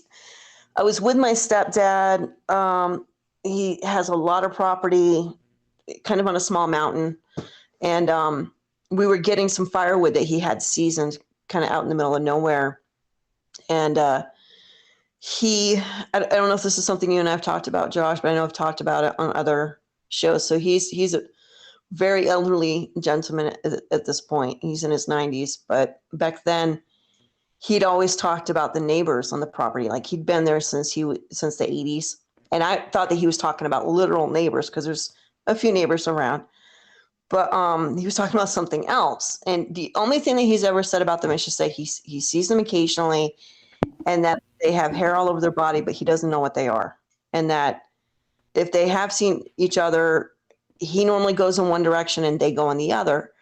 So we were getting this wood, some stuff we had to cut down. So we had the chainsaw running, and I was holding logs for him. And then he looks at the tree line and he smiles and he waves. And I'm thinking it's one of, a human neighbor. And I look, and all I see was the torso, interestingly enough, because you just described this color of a reddish brown creature going back. The only way I can describe it is retracting back into the tree line. It was very smooth and just gracefully done. Didn't see the head of it. I saw from the shoulders down. But when I looked at my stepdad and he turned off the chainsaw, I said, "What is that?" And he said, "That's one of the neighbors." And he's like, "And we need to go." So we were quickly tossing logs into the back of the truck, and there was some sort of vocalization that came out of the woods. And to me, it sounded like voices, but I think there was something else. And he was trying to hurry. Like he just was not comfortable having me there with him. I think he was just thinking, being protective of more, I should get my stepdaughter out of here. But the way this thing moved really makes me think of the meme or the GIF of Homer Simpson going into the bushes. Do you guys know what I'm talking about? Yeah, where he kind of just fades into the bush. Yeah, he just kind of fades, yeah. It was just like that. And I mean, this was a big creature, whatever it was, and it just retracted back into the trees. So I've thought back on that quite a bit. But also, there's so many people have described them just peeking behind a tree and then it's gone, or just, maybe the possibility of cloaking. I don't know. But it happens. It seems to happen in the woods. I don't I don't spend a lot of time in this community researching stuff as of late because I've just been super busy, with my career and family and everything. So I don't know if anybody's actually full on seen one of these creatures cloaked in a field or not. But it just seems like if anything's cloaked, it's always in the forest, as far as I know. We've got tree peekers peeking, and I just sent you a still too of that Dogman video that I was talking about. Mm-hmm. And it's a still of the Dogman where you see the upper half of its torso, Mm-hmm. and you see its head, but you can't see the rest of its body. Like the rest of its body is gone. And there's just the tree there. But when it's in the video, you can see it's good size, right? So that's not a good sized tree that seems to be hiding the rest of its torso. So it's just that weird, odd angle of kind of sticking half of itself out of the tree. And a lot of people have reported this with Sasquatch, especially like weaving in and out, where it's like, you got this big thing, and then all of a sudden it's like the tree swallow it up. And as an example, my most intense Bigfoot encounter happened on my grandfather's farm in southern Illinois when I was 9.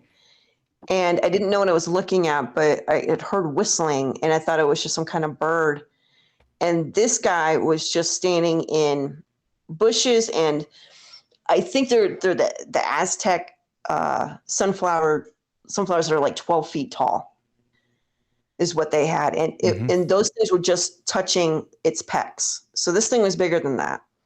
And I kind of was surprised and kind of jolted, and its eyes got wide for a minute and kind of looked equally surprised. And then I ran in, got my grandfather, brought him out, and the thing was gone. But there's like all this space when it was gone. So it was a pretty big thing. A few trees around, but all of a sudden it was gone. But in comparison, if you have these big giant creatures and it's a skinny maple tree, but you're only seeing part of it, where's the other half going?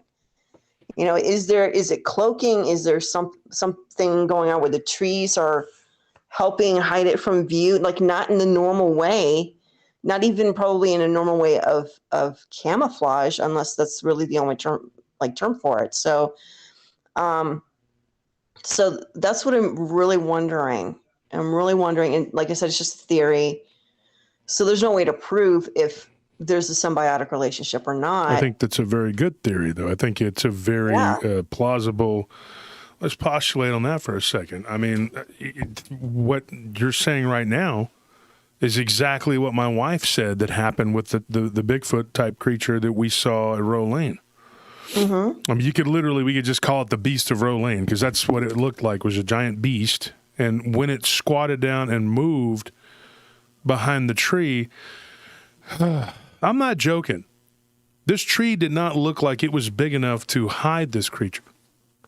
And when I whipped my truck around, I mean, granted, I was driving a Tundra, a big black Tundra, and so I had to go up on the curb and kind of go back. It wasn't like it wasn't like I was driving a little Z28 or whatever. What's it called? The little sports car. It was like I could just zip around in a circle real quick. I had to go up and around. And by the time I got back around, but it was behind a tree, and I was like, that tree? It was weird because my wife was like, it went behind that tree, and it was like a tree, and from what I remember, it was like two parts, like a little, and I thought there's nothing behind there, but I just saw that, and so it looked flesh and blood. The cattle were reacting to something that was like a predatory flesh and blood thing. But was it flesh and blood because it was able to go behind the trees and kind of disappear? Somebody said in the chat a minute ago that, the Shinto religion believes, which is a Buddhist offshoot of Japanese, says that they actually believe that trees have spirits just like we do. Mm-hmm. I've heard this. So if you were to say, hey, what does a tree's spirit look like? I mean, this is just for argument's sake. I'm not saying this is what I believe. But what if it was a Bigfoot?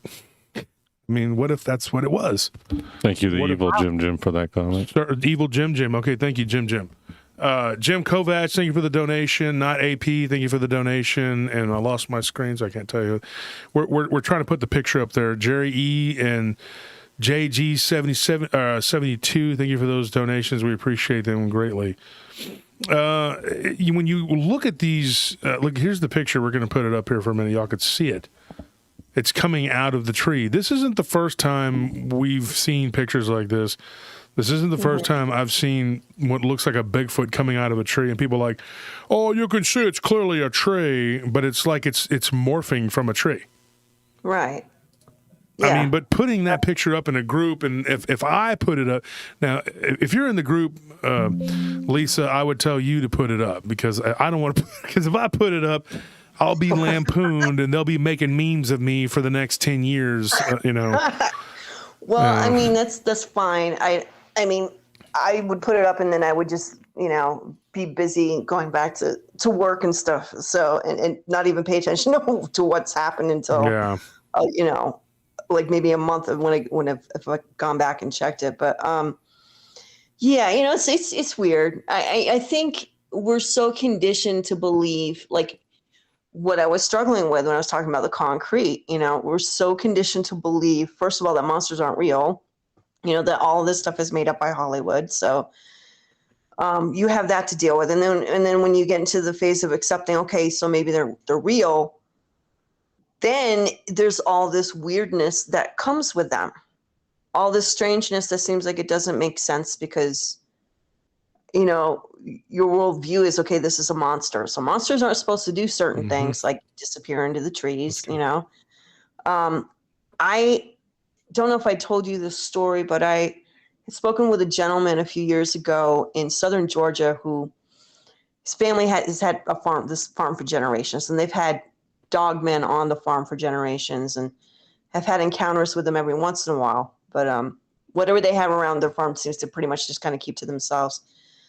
But he had a very intense encounter where there was a lot of drama going on in his family, and something came onto like the back porch and started scratching at the door or the window, and he opened it up and there's a dog man standing there.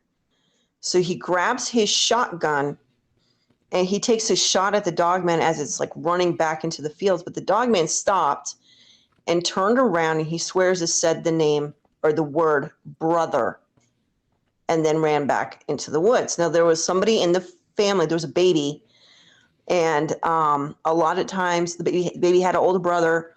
They would say to the baby, "Do you want to go see your brother?" And they would use that word a lot. And when they did, the baby would get all excited and start giggling.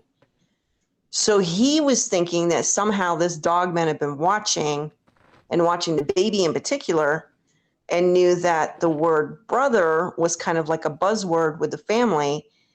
And he thinks that perhaps this dog man said brother to the guy that was trying to take shots at him as a way of either trying to get him to stop or try to express that he wasn't a threat. Yeah. So, there's so much that comes with this that's disturbing. And at the same time, it just almost seems like we pretty much just spin our wheels over and over and over again and kind of come back to the same parts, of this whole subject. And it almost seems like it's just a never-ending cycle. It's kind of strange, and that in itself is kind of strange. You're constantly looking for these things. When I was interviewing with the guys from Expanded Perspectives, really great guys, Cameron and Kyle, they're from up there in Fort Worth, and they're supposed to be at the conference too. I hope you get to make it out, Lisa. That'd be a really good treat to have you there. I will eventually. I promise you I will definitely make it to a conference when I can. One of these days, because I'd love to have you at least on the panel, if nothing else, but these guys were telling me it's like you're never going to find or solve the riddles. You just find more of them. Exactly. It's a never-ending, like you said, it's a never-ending rabbit hole. I mean, it's definitely interesting. It's definitely fascinating, and at the same time, sometimes it can just be really, really disturbing. I mean, there's days where, like, if I'm feeling vulnerable or tired or whatever, where, even here with Mr. Lycan, sometimes like the subject will come up and I'll be like, I actually don't want to talk about this right now, because some of those feelings that I have, they're vulnerable feelings. It's like, it's still extremely unexplainable. It's out of the realm of what's normal and comfortable. I mean, I guess for people like you and me and, others that have had a lot of really crazy experiences, that becomes normal, but it's not everybody else's normal, if that makes sense. Mm-hmm. Yeah, it's like my friends who have gone to jail, they say that the abnormal becomes normal. Oh, It's I bet. not a normal situation. You just have to adapt to it, and the abnormal becomes normal, And having spent time as a youth in different places that I didn't want to be, I know what that's like, especially when you're a kid. Is like, dude, you want to be out there running around doing what kids do. Instead, you're, put in a box, And it sucks. And then it just becomes your reality. And then the normal fades away and the abnormal becomes your reality, and that becomes normal. When you look at this subject, it's like I was saying about the guys I was talking to, Cameron and Kyle, saying that it's like putting smoke in a bag. You can't, you just can't. You can't solve these mysteries. It just keep popping up. You get stories of people saying, I shot one and I killed it. Then you get a guy that says, I shot one and I wounded it. Another guy says, I shot one and then later on it became a man and it attacked me. And then another guy says, I shot at one, the bullet went right through it. And the other one says, I shot one and dust and fur flew off of it. Now, the guys sitting here at this table, we've heard all of this. Mm-hmm. We've all been told these stories. They've looked us, every one of these stories is from somewhere that someone has looked us dead in our eye and said, this is what happened.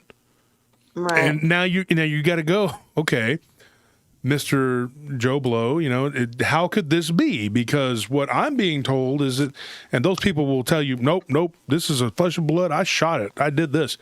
Another guy says, nope, this is a werewolf. This thing turned into a man.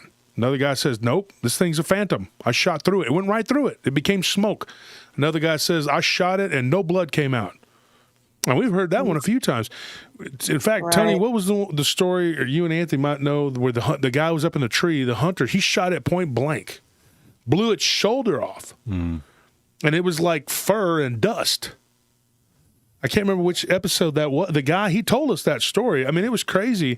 Anyway, it doesn't matter. The point is, what is the truth? Where is the truth? And some of these people will tell you, I mean, like, dude, me and two of my friends just lit it up. We shot it, guy at Hernandez Ranch, Noah.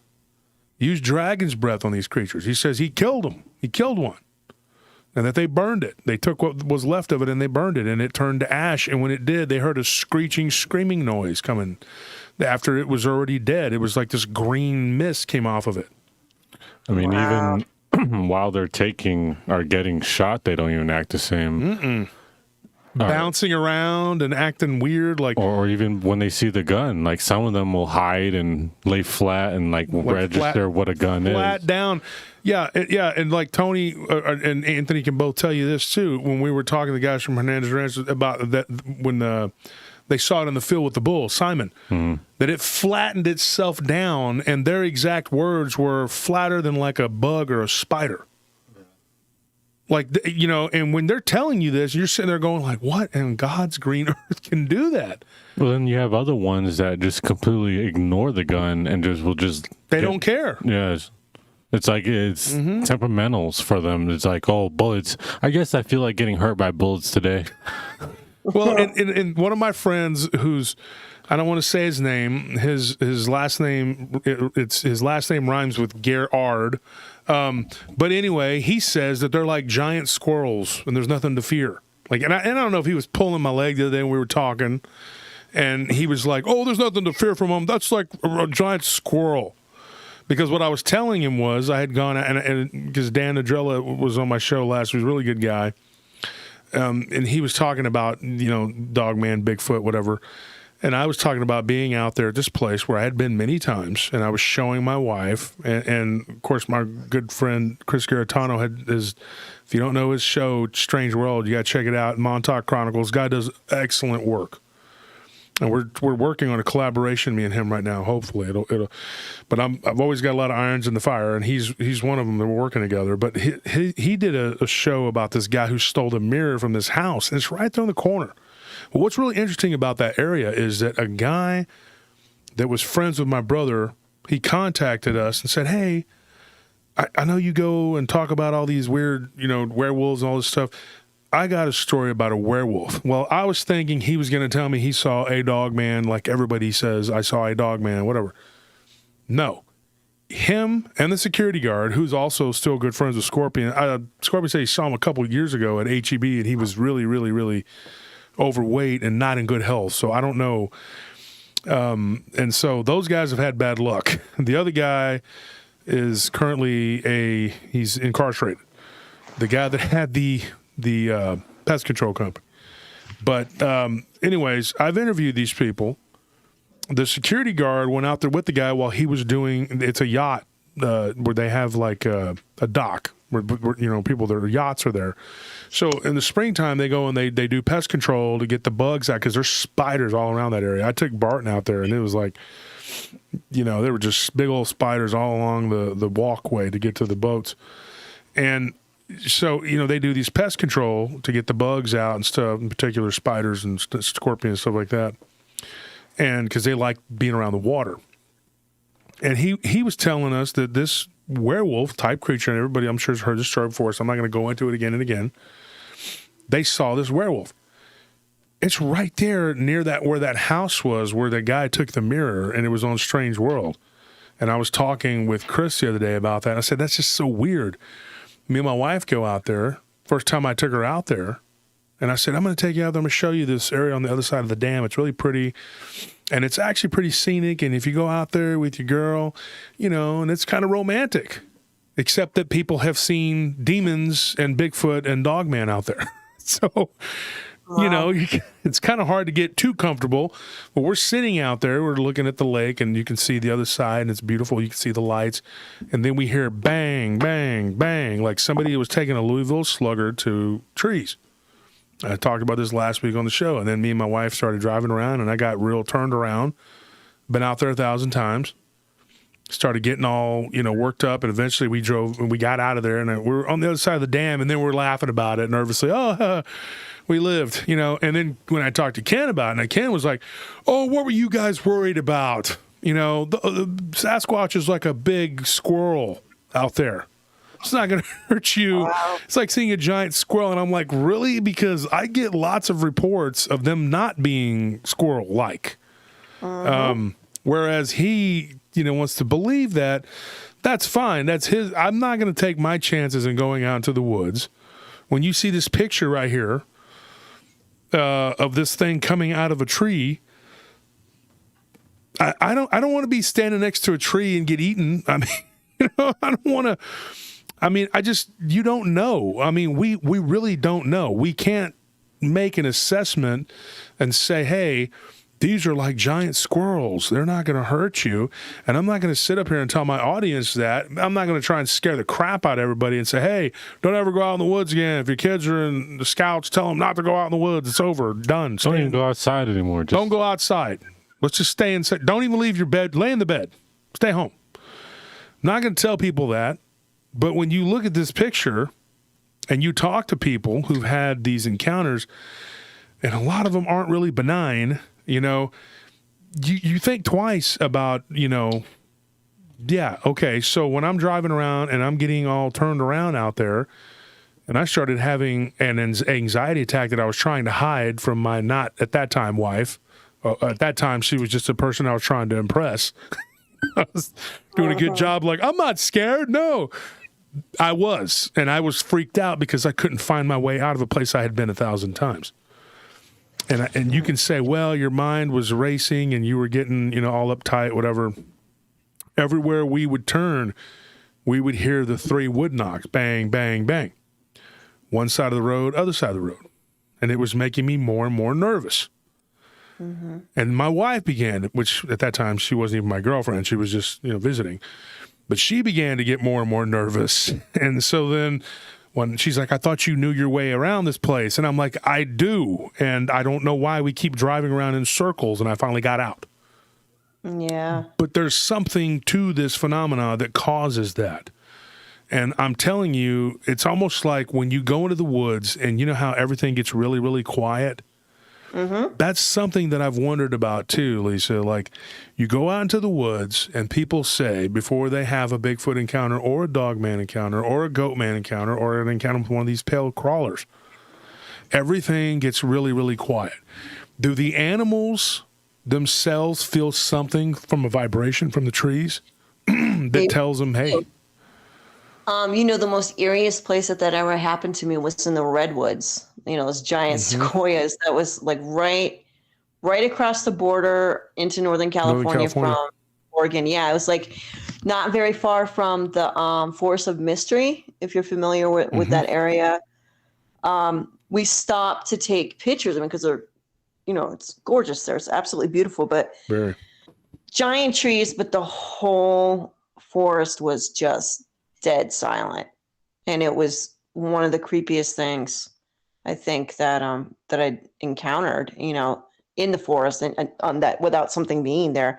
But you definitely had the sense of being watched or possibly being stalked. I mean, and we and that was with the father of my children when they were younger. So we got out and quickly took pictures, but none of us wanted to be there. And even my kids felt really, really nervous, and I think my son, who's now 23 at the time, was probably 10 or 11. And he was like, he didn't want to get out of the car. He felt really anxious. He wanted us to hurry up and come back from taking pictures, next to the sequoias. And his sisters were in the car too. So we hurried up, but it was just very weird. And then we ended up going into this little town, and unfortunately I don't remember it, but it was a little tiny hippie California town. This was back before weed was even legalized. So there was, cannabis signs everywhere, all kinds of stuff. And we went to a cafe and we were talking to the waitress there. And, she asked us where we're from, and we told her that we were passing through, but we talked about going into the redwoods. And I had said, I was like, it's really strangely quiet. I was like, you couldn't hear anything, no animals, no nothing. And she stopped and she looked at me and she goes, that is weird, because normally those trees are filled with birds and squirrels and all kinds of wildlife, but there was nothing. It was almost just devoid of all life. Like, it was very strange. One time when I was a kid, my dad took us on a road trip. The first time I had ever been to Oregon, I've been there several times. I even stayed there temporarily. There was a time me and my dad went hiking, and we went all the way up to this plateau, and I can't even tell you where it was at. I just know that it was in northwestern Oregon. And we went up into this kind of ridge. It was just beautiful trees everywhere.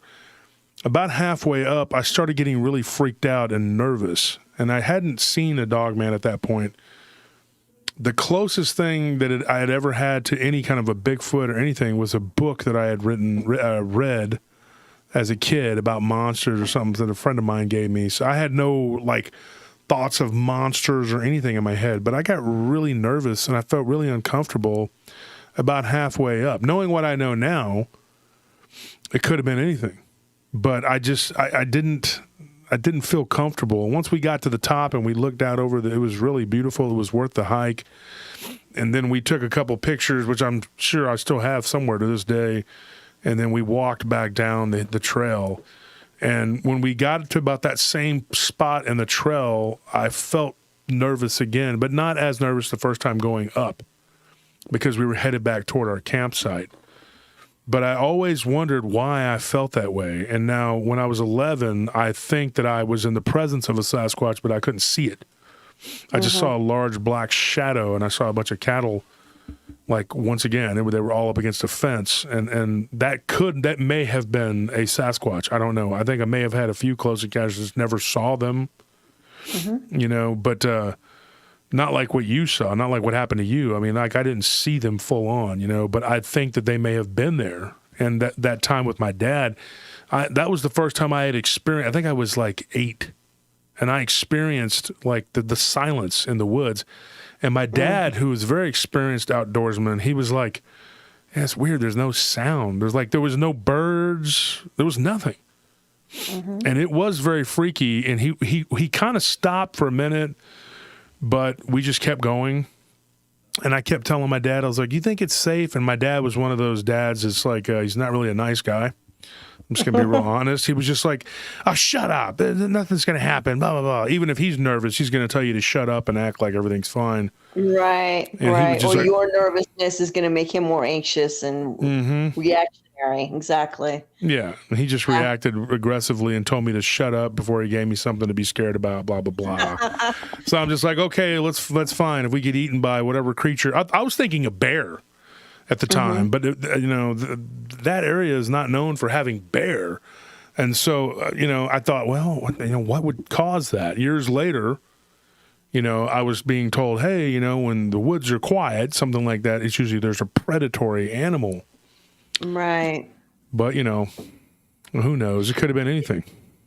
Interesting though, because I mean, even at night, I know that there's times when I've experienced it. I know other people from talking to other people that have had nighttime encounters. It's like even the crickets just go quiet. Like everything just goes quiet, like right before you see it. But you figure if it was a bear, I've never encountered a bear in the wild, but I would imagine that even if you did, you'd probably still hear some birds, at least in the distance, or squawking to warn other birds that there's a bear.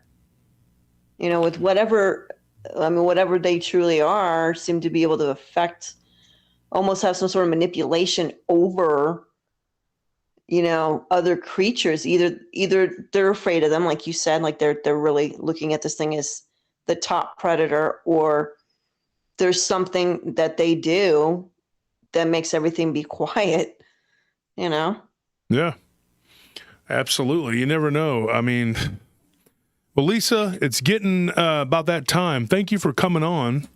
Yeah. And talking. And the other night when we were talking, you were like, well, I really don't have anything new to add. I'm like, yeah, you do. Got a whole bunch of stuff new to add. You just, Yeah. Yeah. But I haven't had an encounter in a while, nothing crazy like that, which is nice, so that's a good thing. And that's what I meant, nothing out of the ordinary has really happened, except, just talking about this. I think the weirdest thing that's happened since I've moved to this region is seeing 2 wolves in the wild. That was kind of neat, because now that I'm in the Rockies, but sure, that's pretty much it, Sure, yeah. And the thing about, you're smart. You're a very smart lady, and your husband's a very smart guy, and smart people always have something to add. Okay? I mean, believe me, you're not an NPC. We're stumbling over them daily. I was stumbling over one the other day, and I was like, really? This person was like correcting my behavior because I was being toxic. I was like, wow. Yeah, I was like standing there in line, and I'm like, I was being toxic, apparently. I don't even want to get into it, but I'm like, dude, am I in bizarro world here? Like, this person just assumed a lot of things about me, like, real quick. And I'm like, look, I'm just trying to buy groceries. I don't know what I did. I was like, our generation, we were just like, we were just people. Exactly. And now it's like you have to prove that you're not this, you're not that, or you are this, you're not then. And it was this younger millennial person, and I'm like, look, man, I told this girl, it's whatever. I told this carbon-based life form, I said, look, I'm weirder than you could ever possibly be. You're trying to be weird. I gave him the card. I said, check this out. This is weird. You want to see weird? Come check me out on Friday. Yeah. So I was like, I'm not too worried about, I'm sorry that you feel whatever kind of way, but check out some weirdness if you want to see weird. You're trying. You're just weird looking. We actually you're just have weird looking. Content. We actually have some weird stuff going on. Right. But it is what it is. We are where we're at, and but smart people, like I said, you always have something to add. And when you told me that, I thought, there's no way you're going to come on the show and it's going to be like, oh, this person's boring. Get them out of here. Yeah, thanks. I appreciate that. Yeah, I have a lot of respect for you, Lisa. We've had a lot of great conversations. One of these days, I get you on the panel. You got to get your, get to the conference. I think you'd have a lot to add. Okay. So, All right. well, and you tell your husband I said, hey, and I appreciate his contribution to the book, and me and you will be in touch for sure. Okay. Yes, definitely. Yeah. All right, everybody, Lisa Lyan, check her out. Oh, Lisa, one more thing. Tell them where they can find you. Okay, so my Facebook group is the acronym for Lisa, which actually stands for Lyan International Sasquatch Association. So that's what that is. And we're open to people who've had encounters or who are just curious and want to learn more. So I invite people to try to come on and try to join the group. There are a panel of questions that we like people to answer before we invite people in. I myself, people are free to send me messages on Facebook if they'd like, especially if they're having some sort of encounter or something that I may be of service to. That's more than welcome. So you can find me on Facebook. It's Lisa Lyan X with an X on it. And my profile picture is the head of a black wolf. Or black dogman, basically. That's mine. So, yeah, you can definitely feel free to reach out. We have a good group of people. There are some, Josh is a part of that group. There's also a few researchers that people have probably heard of that are on that group, and just come check us out. Yeah. And as always, it was good talking to you, and I'll see you again. We'll talk again. All right. Most definitely. It was nice talking to you too, Josh. You too. Have a good night. You too. All right. Bye-bye. Bye. So that was Lisa. Glad we got through. We weren't connecting there, but and we've interviewed her before. We've done a show with her, a 3-parter, I believe. I don't even know what are those episodes called, so they can go back and listen to them, to her encounters. We'll look it up and we'll give it to you. So if you look at this creature over here to my right, it is a interesting photo. Somebody says, what is that a picture of? I don't know.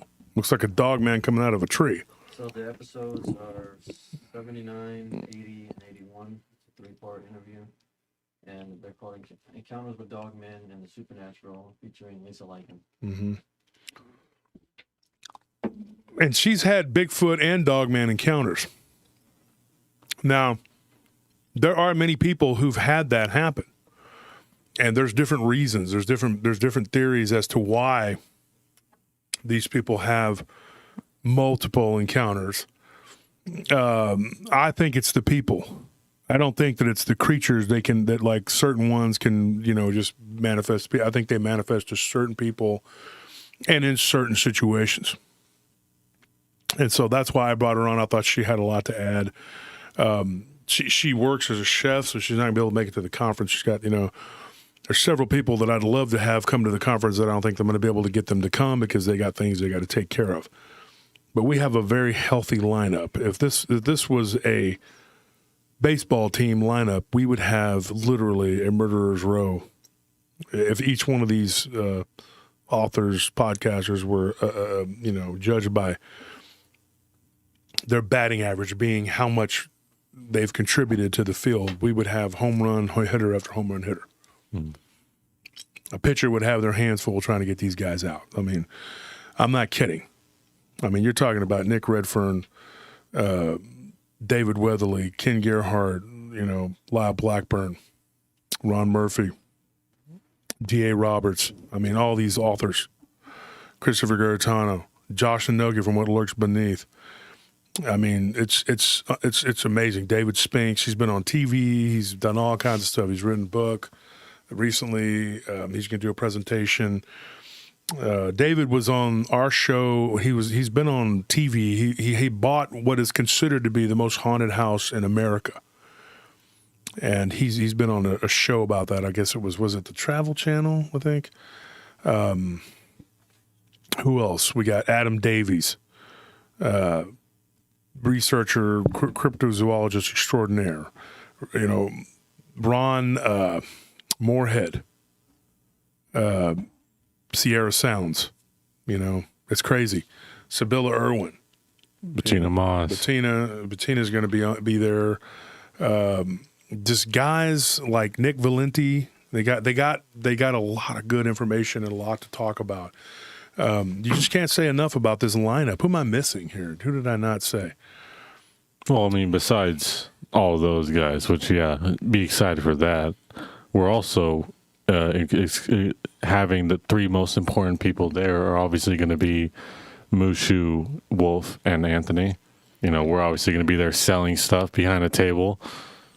Gouging people. For prices, obviously, as you know. Overpricing our stuff. And Nelly will be... you want this hoodie? $1,000. Nelly will be somewhere around...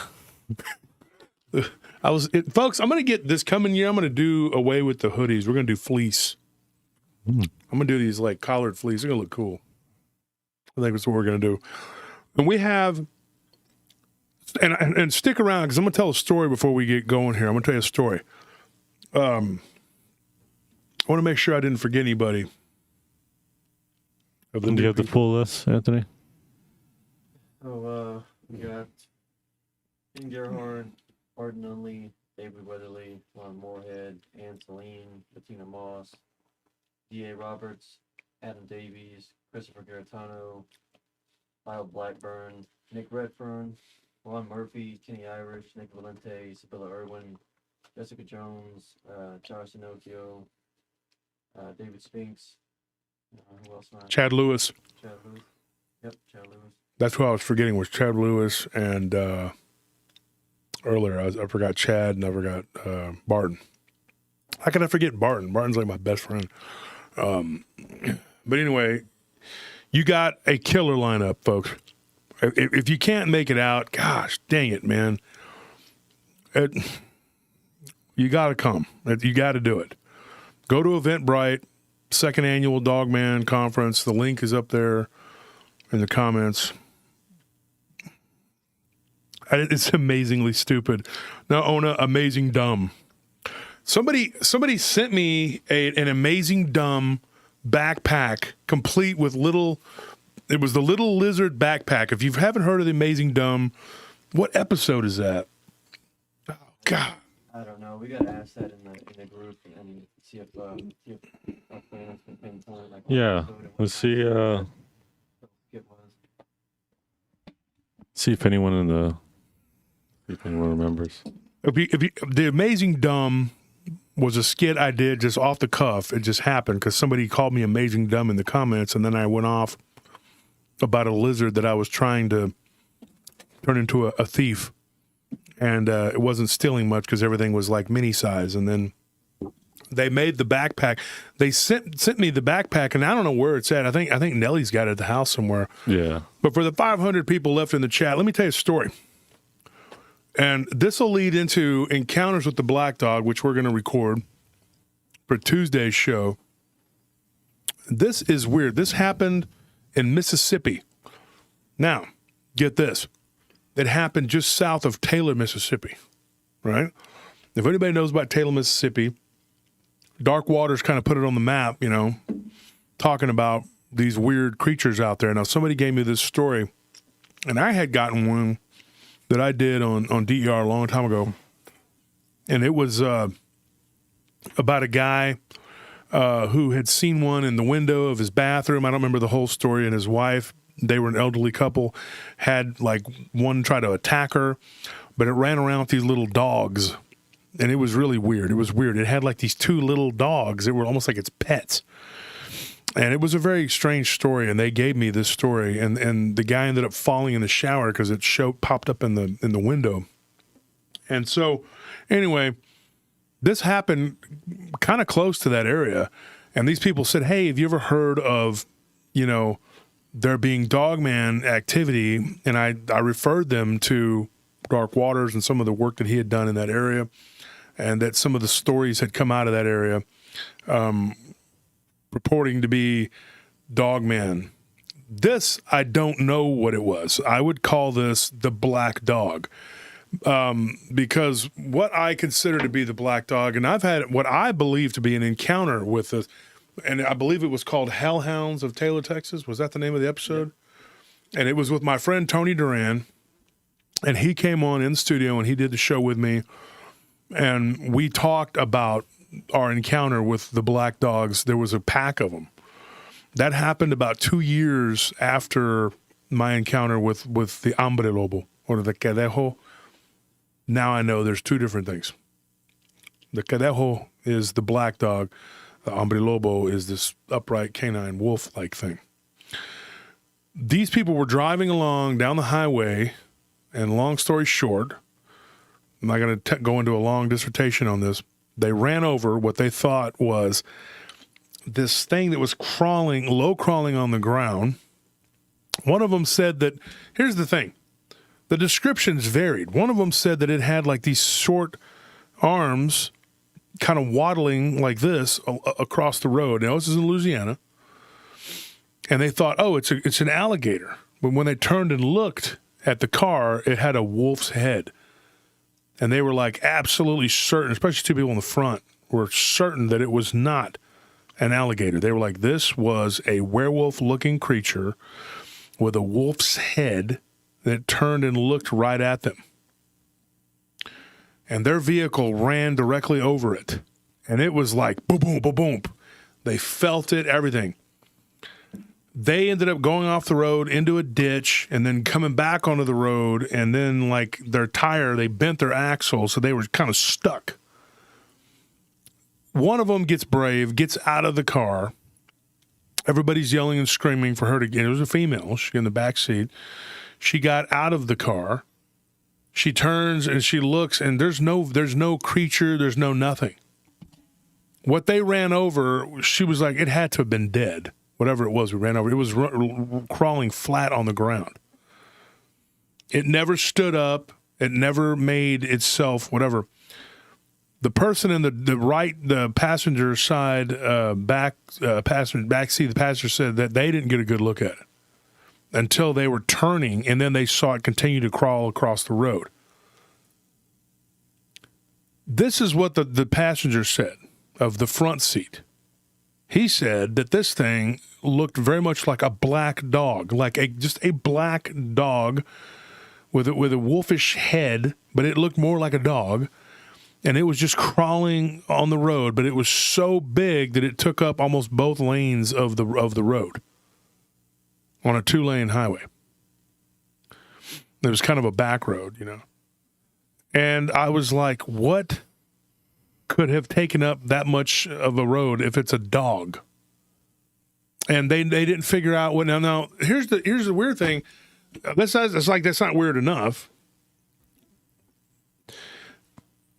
This is not the first time we've heard of something like this. And me and Nellie were going over a story the other day. Very similar. And Tony, we've gone over this too. People hit stuff, and then they don't know what they hit. Yeah, vanishing hit and runs.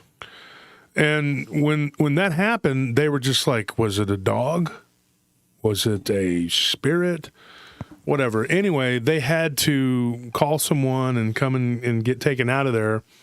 There's nothing more to it. It didn't like, you know, crawl around the vehicle and jump up and down on top of it or do anything else. It was just there. It was just, they ran over it and that was it. It just gave them guilt and kind of I don't know about guilt. They didn't sound too like they cared too much about it.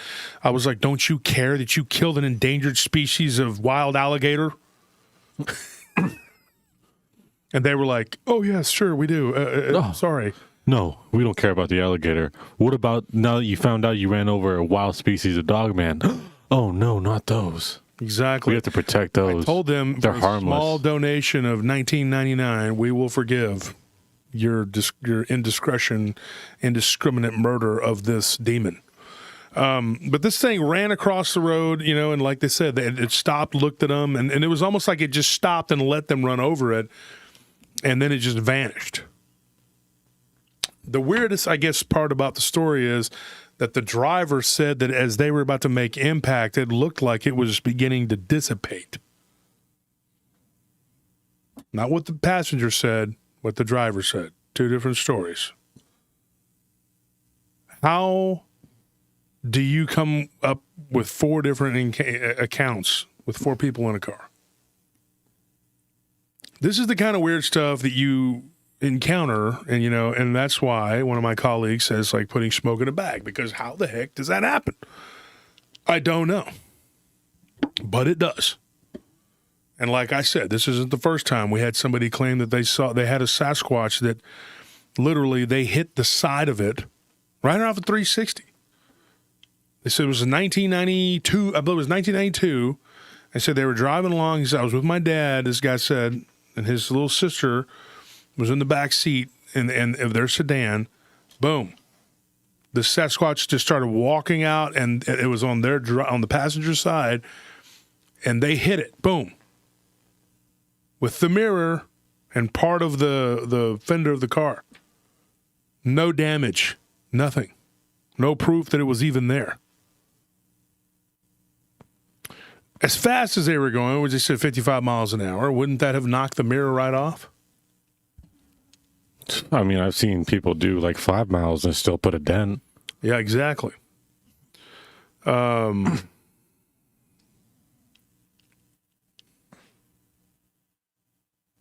Anyways, that's all we had to say for tonight. Let's do the broken wheel of promises, or whatever it's called. Tonight we're going to give away Ryan Edwards. I believe we have some of his books we got from the conference. Now, Ryan Edwards nearly died at that conference. Tony that's not funny. The story was funny because Lyle's going to write a song about it. When you hear it, it'll make a lot more sense. But it's come to the hilarious. conference and let Ryan and Lyle and David Weatherly, let them tell you the story, because they had us cracking up. Ken, they were all there. Thank God. Ryan's a good kid. I'm glad he didn't die. Ryan Edwards is a good author, and he's got a great book. And his vehicle got stuck on the railroad tracks. Yeah, it was pretty wild. And it wasn't like in a way like, oh, he made a wrong turn and ended up on the railroad tracks. It was more like he was driving across the railroad tracks and somehow got stuck. And then he gets off out of the car, and he wears this long trench coat with this red lining, and it's like blowing in the wind. And immediately Lyle said he had a thought in his head, Dracula on the rails. So he thought an idea for a song, because Lyle's got Ghoul Town. While we're doing this, if you guys haven't won, go ahead and get ready for Anthony so he can start putting you guys. Angel says I haven't won yet, so Angel put her on there. I don't know if we should address people as he, she, it, ma'am, sir, baby child. Yeah, they come back. Yeah, because I'm toxic because I didn't know someone's correct pronunciations or I don't know what. We'll go with Dr. Seuss terms. Thing 1 and thing 2. We'll just call them Cat in the Hat and. I said ma'am, and I got which think this person was trying to be that and was getting on to me because I was assuming, and I'm like. And then I got accused of being a toxic person, and I'm like, "You're one of those toxic people." And I'm like, "Wow, can you just put my groceries in the bag? That's all I want. Just can I have my stuff, please? You start coughing on them next time. Oh yeah, I'm real toxic. Sorry about that. Yeah, it was a weird thing there. Thank you guys for being there to save me, because it was more open to talking to y'all.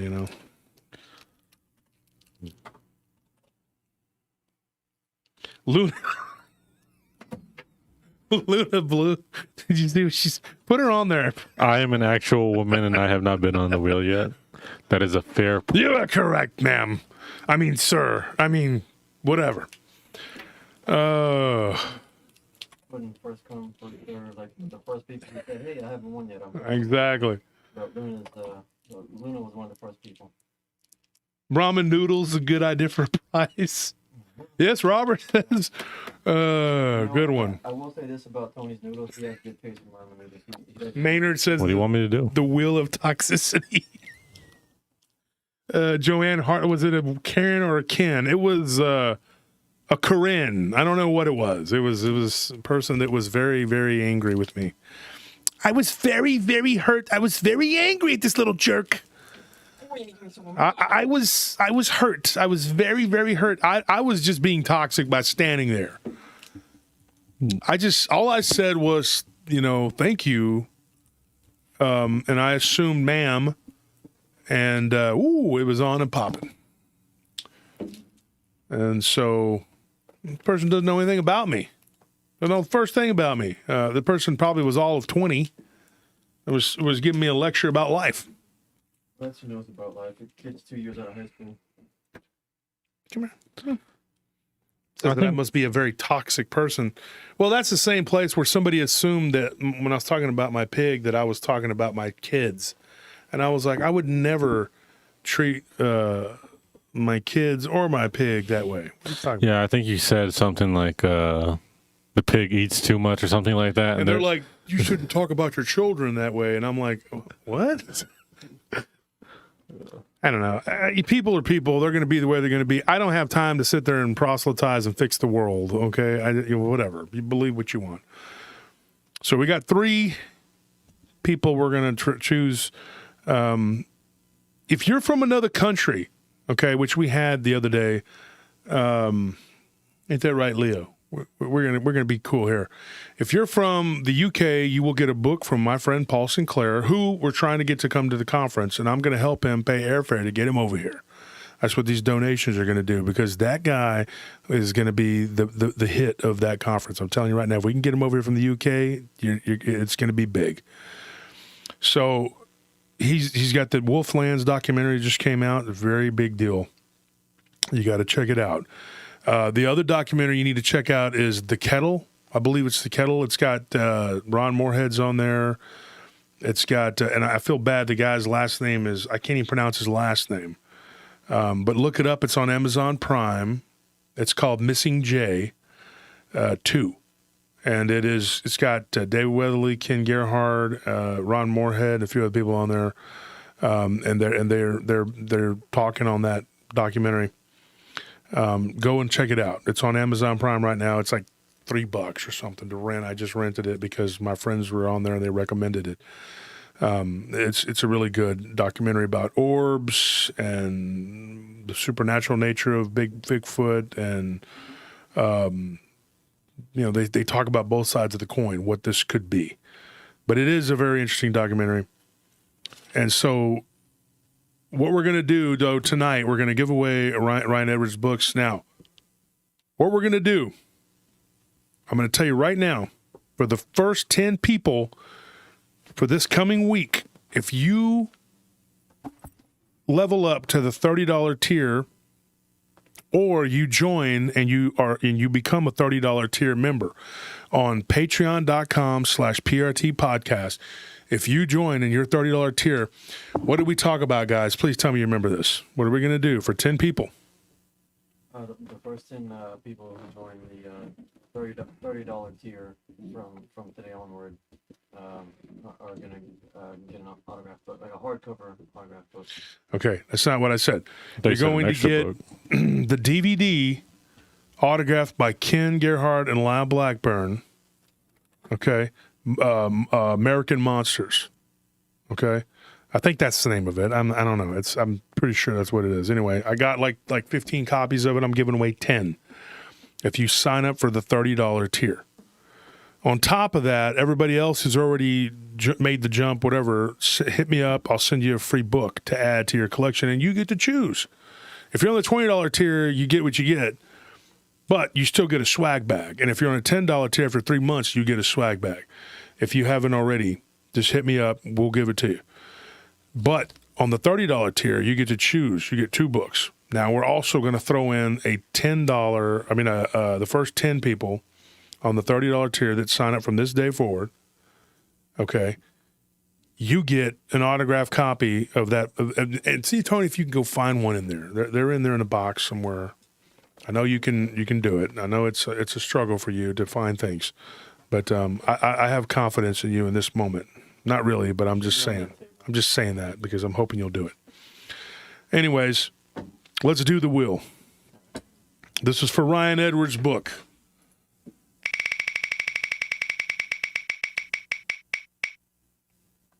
Angel. Angel. First winner. remember that everyone who wins here tonight, make sure you send an email to the email address right at the top of the screen, saying that you won, giving your name and your mailing address.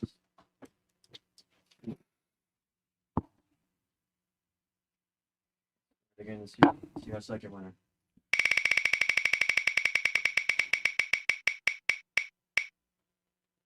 Renee Leos.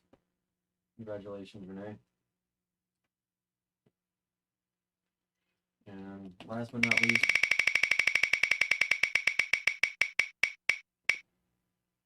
Andrea Howard.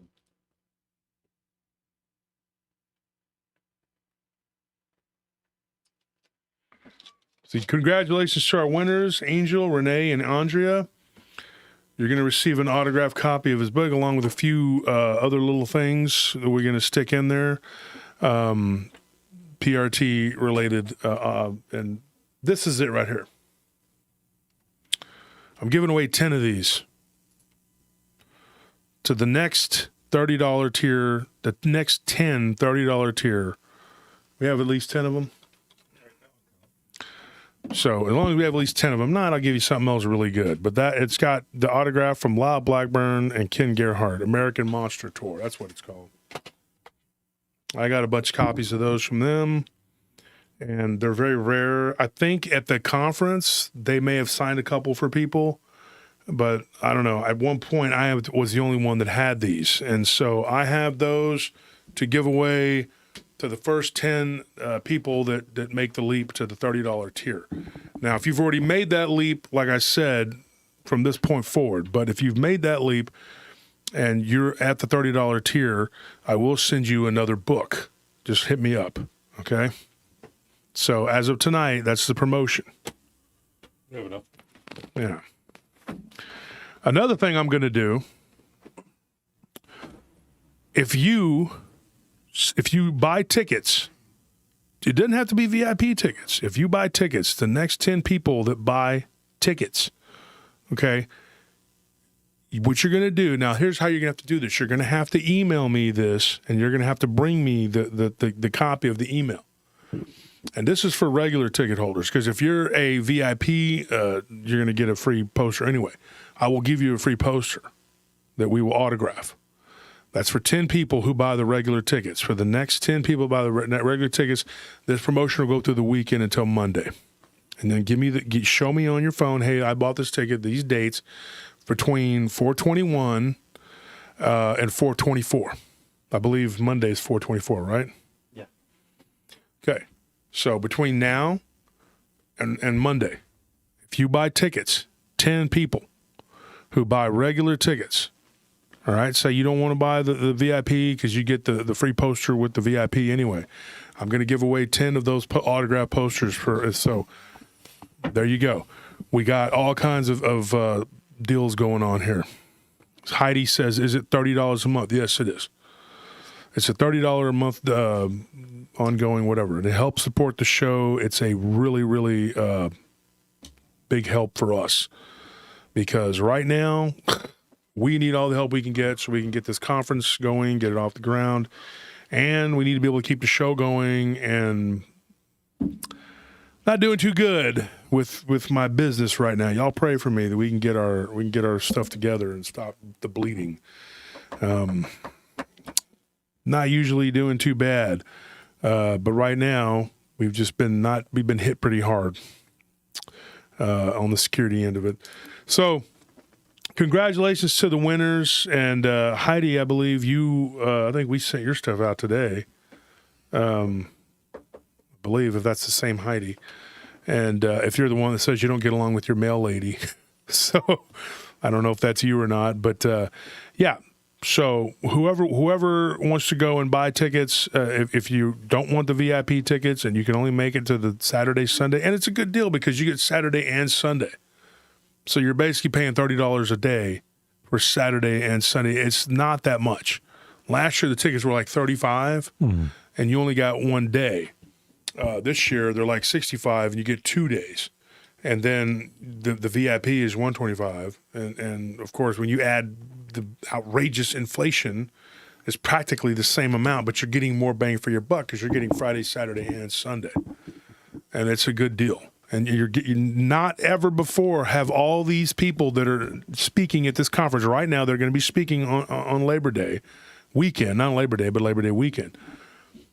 They've never all been in the same building. All these people all together at one time.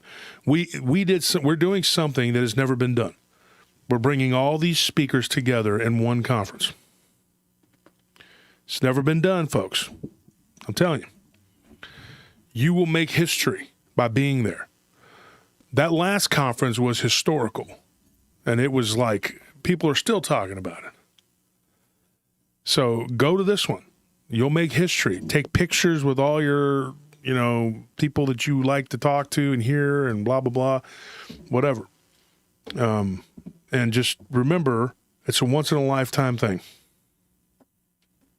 All right. So anyway, that's all the time I got. I got to get started on the show. We're going to do one for you on Tuesday. Black-eyed dogs. Black-eyed dogs? I'm kidding. Black dogs with black eyes and wings. I'm just kidding. There's none of that either. It's just encounters with the black dog. I mean, technically they are. They probably will be, yeah. Well, actually, no, not all of them. You don't know how All of much them. color Actually, their some eyes are are. green-eyed. Here's the thing. There's a story, I believe it was 1577, A Strange and Terrible Wonder. I believe that's what it's called. Go look it up. It's the story of old Chuck. It's very interesting. Hey, Leo. You want to chill out? You almost smacked me in the eye there with your wings there, you goofball. All right, guys. So what we have on these promotions, a little tiny maraca. Huh? You want to take the maraca? You want to play the maracas? He's like, nope. No. What we have is a historical event coming up, and I hope you're a part of it. I want you to be there. I want to meet as many of my listeners as I possibly can. I want to see repeats, too. No one will go empty-handed. If you're from out of state, I'm going to give you something from Texas to remember us. I'm going to give something to remember us by. All right, folks, that's all the time we have. I got to get started. I got to get cracking. Get this story and shows done for you on Tuesday so y'all can continue. Next 10 people, get one of these along with your swag bag. That's not all you get. You get that, 2 books.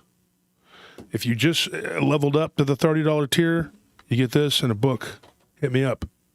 I love to give away stuff. I'm like Crazy Eddie over here, some other kind of car salesman from New Jersey. Never been there, but it's how Nick Valenti talks. So, hey, you know what I'm saying? Like, I'm Crazy Eddie. I love to give away stuff. I'll give away this pen. I give away this bird. Well, it's not mine. It's Tony's, but, Well, he's crazy. I'm crazy. He'll do it anyway. I'll do it. I'll give away this steak from the vampire from my grandpa. He's stabbing some vampires, and there you go. It's, You're not buying from me? Hey, what's the matter, yo? What's the matter? I'm crazy. I give you away these tiny maracas here. Look, see? I give them away. Get 1 maraca free when you buy 1 maraca. What do you say? What do you know? Buy one, get one free. Tiny maracas. We're crazy. All right, folks, that's all the time we have for tonight. Thank you for joining Paranormal Roundtable. Patreon.com/PRT podcast. That's how you go when you get on that $30 tier. Let's get it going, man. Josh Turner at PRTpodcast.com. That's how you get a hold of me. Tell me your stories. You don't have to tell me, hey, man, I got a story. You're going to think I'm crazy. Folks, this is what we do. You know what I mean? You tell me your story, and I handle it like a boss. All right? I'll see you. Good night.